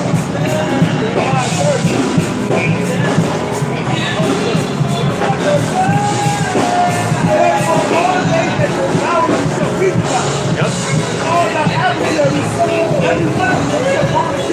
That's right. Every one of them shall go into captivity. So all nations outside of the nation of Israel are going into captivity. So where did the Gentiles come in? The natural Gentiles. Oh, look, Isaiah 56 chapter. What about those scriptures? What about Jeremiah 30th chapter? About all our enemies, all these other nations going into captivity. Because it said right here, that what nation hasn't gotten the part of the spoils, it said all they that spoil us, they going to Jeremiah 25. It lays out every single nation that has to go into captivity. It just mentions that the nation of Israel is in slavery. They're going to come out of slavery, go in slavery under the nation of Israel. It names every nation. Yep, that hasn't came to pass yet, man. How you going to negate that and all of a sudden these other nations, now they got a chance? that cup of tribute, that cup of fury, the cup of the fury of the Lord, like you saw Jake, he had his woman, you can tell that they were full of the fury of the Lord. You saw it, you can see it on him, man. He was going through it, man. They smoking cigarettes, they all stressed out. Pure hell, man, catching hell. Because the Lord don't open them up to this truth so that they can be comforted. Because we catch hell, yet we still have a truthfulness about us, a joyfulness about us, because we know what the end of this thing is, man. You see the light at the end of the tunnel, so to speak. Right? We have hope, which is how you're saved. You're saved by hope. That's why I was just going to add, that's why Psalm 73, Asaph said, when I came into the tabernacle of the Most High, then I understood the end. Right. And that brings you comfort. Even though we go through hell, you know what I'm saying, we can at least have a cheerful countenance through our affliction. Because we know the end of the game, man. We got the script. Exactly. This is a temporary thing. Yep. Light affliction. It's a light affliction. For a moment. Exactly. This is all temporary. Yep. Okay. Jeremiah 30 and 16. Therefore, all they devour you shall be devoured, and all thy adversaries, every one of them shall go into captivity. And then Psalm 83rd chapter outlines the adversaries. Yep. Go ahead. And there's all these other nations outside of the nation of Israel. Roll call. Go ahead. Yeah, gave a roll call. Go ahead. And they that spoil thee shall be a spoil, and all that, it says, and all that prey upon thee will I give for a prey. Yeah, so it says all nations that spoil us in First Maccabees, so that means all these nations are going into captivity. Right? So that right there eliminates all that bullshit you talking about. Straight up. All right, let's go back. This is Job 20 and 20. Surely he shall not feel quietness in his belly. The so-called white man does not feel quietness in his belly. Did you still have Isaiah 47? Grab that again. That's why it says that he humbles let the scripture speak. And that's why the so-called white man, he's having all these councils. 5 years ago, he wouldn't have councils like that. Every week it's a new summit. Why? Because there's so much heat on the earth, man. There's so much tension. You got to go and send a representative to try to quell those flames, man. Those flames of rebellion. But it's not going to work, man. It's coming from too many places. And that's what happened with the Greek and Roman empires. The military got spread thin. Too many nations started rising up, and eventually they fell. And then what was occurring at the same time? Moral decay. Right? So we're obviously at the end of America, man. No doubt about it. Look at everybody's through, man. Everybody's through. Ain't nobody's happy. I mean, the so-called white woman, when she see us, she the only happy person. Oh, she getting a taste of it right now, man. She getting a taste of that kingdom right now. Go ahead. Back in Isaiah 47. And I know you Edomites, a lot of y'all watch these videos, I know this really hurts you to the soul, too, man. There's nothing you can do about it. You better go to Uganda, all right, if you want to feel some white supremacy. You better go over there. The motherfuckers over there, they let Esau hit him upside the head. You saw that video, all right? You saw that? You saw that video? Nah, I ain't see it. You gotta go on the Gmssfbay. It's like one of the last videos you put up. Yeah, America ain't it for you so-called white people. South Africa ain't it either. It really, God's doing stuff right now. They probably gonna see that. beat his ass, man. Any Edomite on the street, they gonna beat their ass. I got to straight. Come on. Yeah, this is Job 20, jumping down to 27. The heavens shall reveal his iniquity, and the earth shall rise up against him. That's what's happening. Oh, and then there's another one that says he should be chased out of the world. Job 18 and 18. Get that real quick. Yeah, that's what's happening. The whole earth is rising up against him. Yep. Like, and the Lord himself is opening up the earth. There's been all types of signals, man. Everything is in rebellion against the so-called white man because he's in rebellion against the heavenly Father. Right? The Lord is turning it upon his head. Go ahead, brother. Job 18 and 18. He shall be driven from light into darkness. He shall be. How is the light of the wicked put out? How is that falling from heaven? For him, he's what? Light there. So he's driven from what? And chased out of the world. And chased out of the world, man. That's the time that we're in. The so-called white man is getting chased out of the world. That's why Rebecca the second chapter. That's why we read Rebecca the second chapter said all these nations shall take up a parable against them. Woe to him that increases that which is not his. Okay, because that's the part of him being chased out of the world. Now there's nowhere for the so-called white man to run.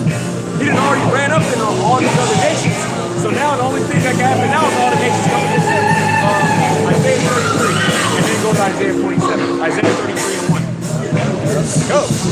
Isaiah 33 and 1. Woe to thee that spoilest, and thou wast not spoiled. Yeah, and who is the main nation that he spoiled? The nation of Israel. Okay? So woe to him that spoils, and thou was not spoiled. Because wasn't nobody worried about Esau when he was up in the cave of Georgia, Russia? He came out of there with a fury. Okay?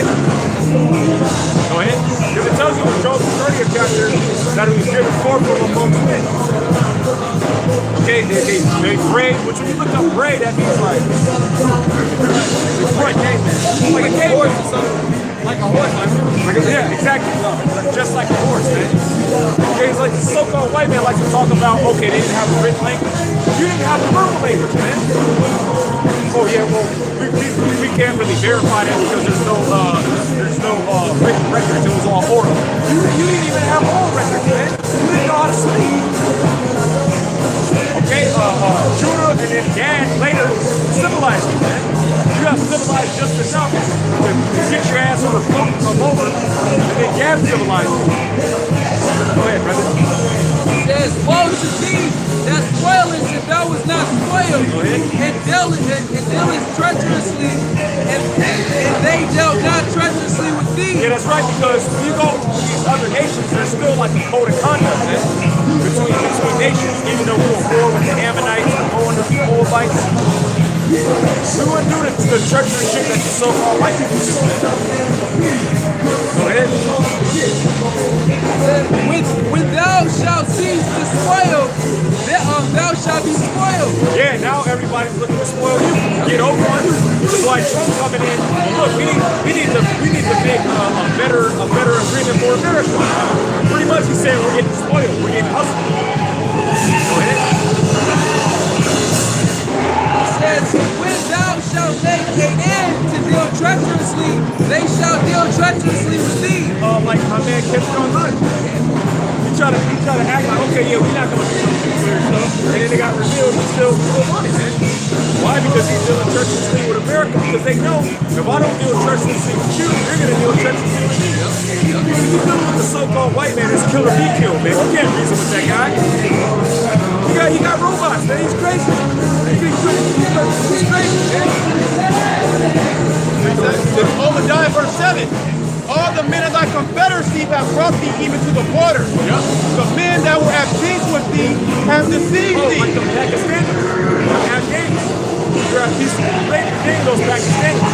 They're rising up against Esau, right? Because they were the main, they took like the main role in the war in Afghanistan. Yep. And what is Esau doing? Talking shit to him, saying he needs to step it up. They're a reason for the terrorism in the region now.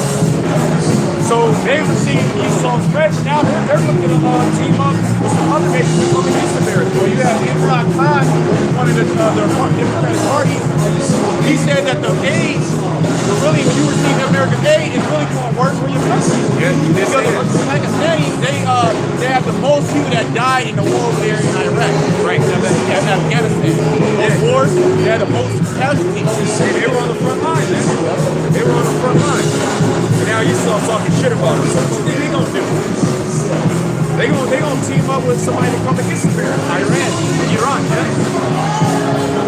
It says, the men that were at peace with thee have deceived thee and rebelled against thee. Right, prevail. Yeah, because ultimately the Lord is going to use other nations to destroy America. But really, who's really going to prevail? The elected of the nation is.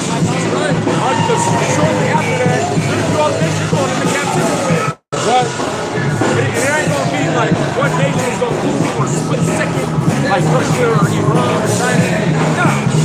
At the conclusion of America is the kingdom of heaven, everlasting, ever, uninterrupted rule. Peace on earth. Go ahead. They that eat thy bread have laid a womb under thee. There is none understanding in him. Right, there's none understanding in him, which is why they're having all these councils. They're trying to understand why this is happening. And you can see it. Esau's in a state of confusion. He doesn't get what's happening. Isaiah 47:12. Stand now with thine enchantment, with the multitude of thy sorcery, wherein thou hast labored with thy youth. If so be thou shalt be able to profit, if so be thou mayest prevail. That links up with what you're reading in Job. He's full of the sins of the Jews, talking about the inception of America. Really, Esau's a natural born reprobate. Esau being a witch, a warlock for the rule, man. We'll say two manner of people trying to separate it. Our people are spiritual. Like even a grimy nigga, he's still spiritual. Feel like, yeah, I think God is telling me something. I'm counting my blessings. I just want to thank the Lord. I praise the Lord. I praise the Lord. I praise the Lord. Jacob's still spiritual. I like to thank God. Esau don't do that. All right, go ahead, brother. I was going to say something. It said Jacob was a plain man. Right. The word plain means upright. So by deception, you are supposed to be upright. It's all straight. Yeah, the wicked are straight from the Lord. They go straight as soon as they can go and speak the mind. So there's no. I was going to say something. Go ahead. I was just going to say the righteous is more excellent than the natural, but the way the wicked is losing. Exactly. Yeah. Being in this society and what demons on you. So you start, so we got our people, they doing things that Esau does. And they're even going in excess of what Esau does. But, go ahead, brother. Back in Isaiah 47, verse 13, thou art weary in the multitude of thy counsel. Right, thou art wearied in the multitude of thy counsel. Look up that word weary. Go ahead.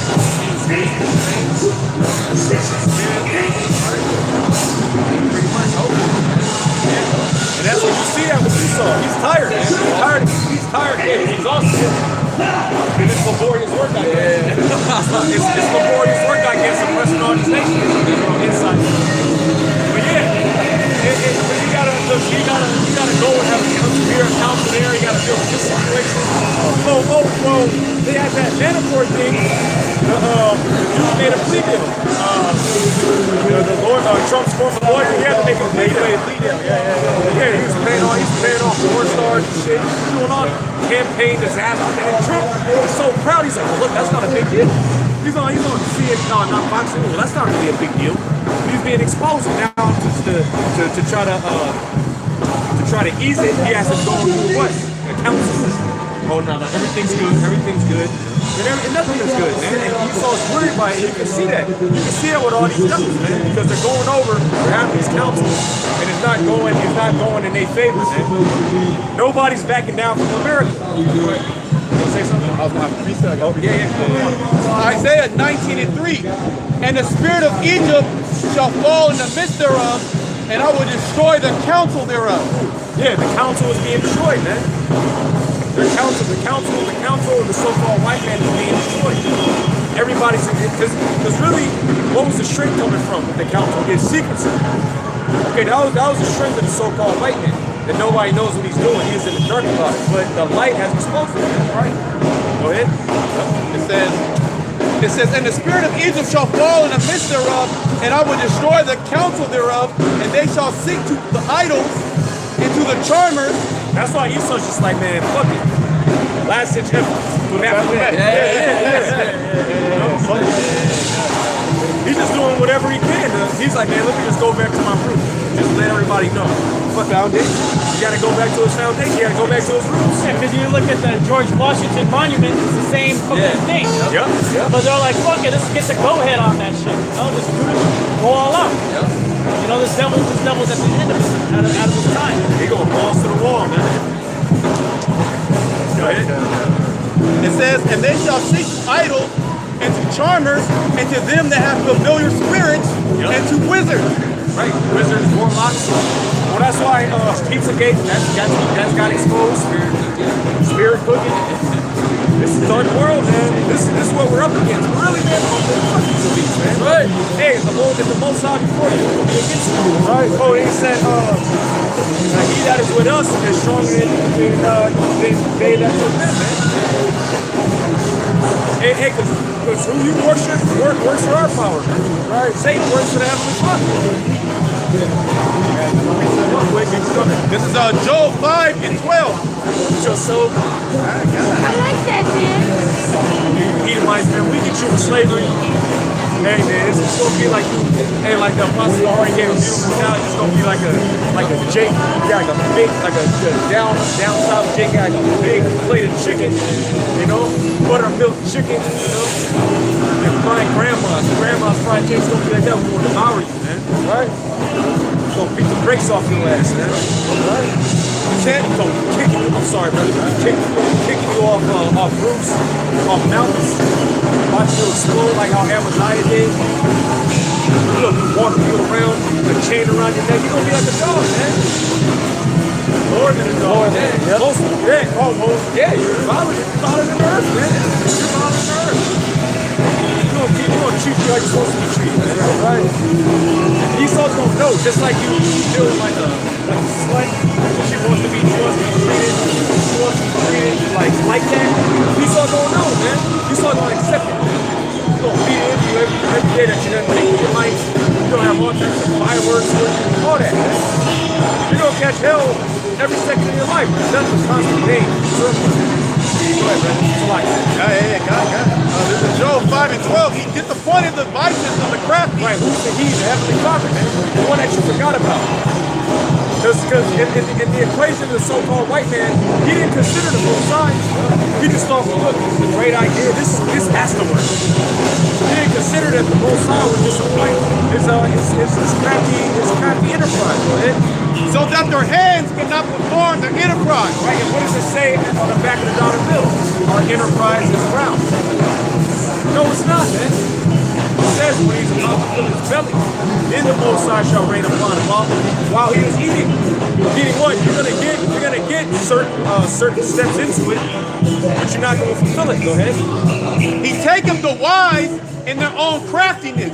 Right. You take it the wise in their own craftiness. Hey, because really, your own wisdom is perversion. Like it said in Isaiah 47 chapter. That's what it is. You're following on this story. Run it back. Yeah. Well, then now we're not in judgment with the multitude like sorcery, wherein thou hast labored like you. If so be thou shall be able to profit, if so be thou mayest prevail. Right, so this is the Heavenly Father's pretty much mother. If you think that this is going to do something for you, go ahead, put more Baphomet up. Put more Baphomet, put Satan himself, man. Get in touch with Satan. All right, take a picture. All right, make a monument for him. Make Satan, worshiping Satan the religion of America. Yeah. Go on. And that's what we're coming into, man. Okay. Thou art weary and overcome thy counsel. Spirit. Let now the astrologers, stargazers, prognosticators, stand up and say thee, these things that shall come upon them. Behold, they shall be as stone, the fire shall burn them. Yeah, y'all gonna get burnt up, man. All the wizards, warlocks, but they shall not deliver themselves from the power of the flame. Yeah, he's talking about these missiles. Okay? The only people who are going to escape are the 1/3, the elect, which the elect is a part of the 1/3. The only ones who are going to escape out of the miracle. If you're not a part of that number, you're going to die. That's why we're out here preaching, because we don't want to get hit by a missile. There shall not be able to they shall not nor rise to sit before it. They shall be. Thus shall they be.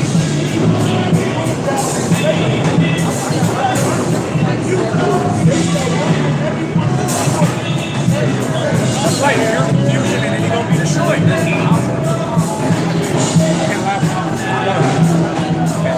Yep, it says he taketh the wise in their own craftiness, and the counsel of the forward is carried headlong. The counsel of the what? The forward is carried headlong.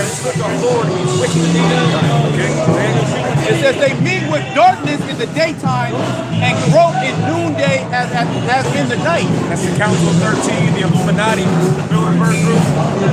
Go ahead. It says that they're groping. The council all getting messed up. And that's the curse. You're trying to grow that noonday. Right. That was the curse. That was the curse. Because again, that's another curse that's falling upon Esau. Yeah, because he's doing this, but he doesn't have understanding. It's not giving him the power that it once did. That the power, that satanic power is failing him. Or his wisdom is failing him. Yep. It's perverted him, and now it's failing him. Ecclesiastes. I was just gonna say he don't understand that the Heavenly Father is throwing the wrench in the plan, man. He doesn't understand that the Heavenly Father, Yahweh Shem Yahshua, is in control of the spirits that he's dealing with. You know? Yeah, his outlook on his plan is darkening. You know, because when you grope, like at night, you're groping like I can't see anything, so he's groping in the daytime, you know, where he's supposed to see. It says they meet.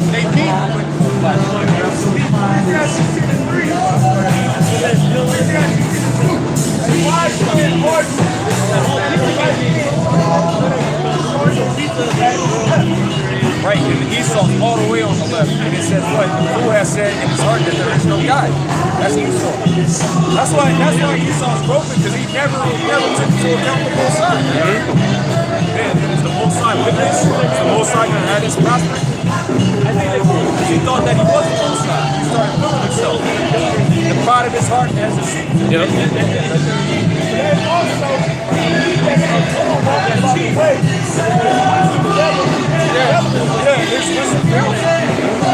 Esau's wisdom is failing.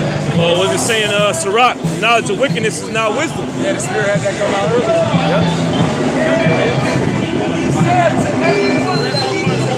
And Esau's admitting. He's like, oh yeah, white people are stupid. Yeah, it's okay, man. We don't know. Yeah, white people just shut up. You have that, man. You got a lot of self-hate Edomites, which I love you. Go ahead, commit more suicides. It's not going to get worse for you. You're not going to get that job at Facebook you want. Right? You're not going to be the next cooker word. You're just going to be in your mom's basement. Yeah. Cheetos from eat all day. Yeah, doing Uber Eats. Yeah, getting Uber Eats. Yeah, got piss models all over the around. Just totally true. Yeah. And shooting needles in your foot. All right, go ahead, bro. Hey, Barakatah Yahweh Shem Yahshua. Right? That's beautiful, man. The Lord is destroying our enemies right before our eyes. Right? Go ahead, brother. They meet with darkness in the daytime and grope in the noonday as in the night. Right.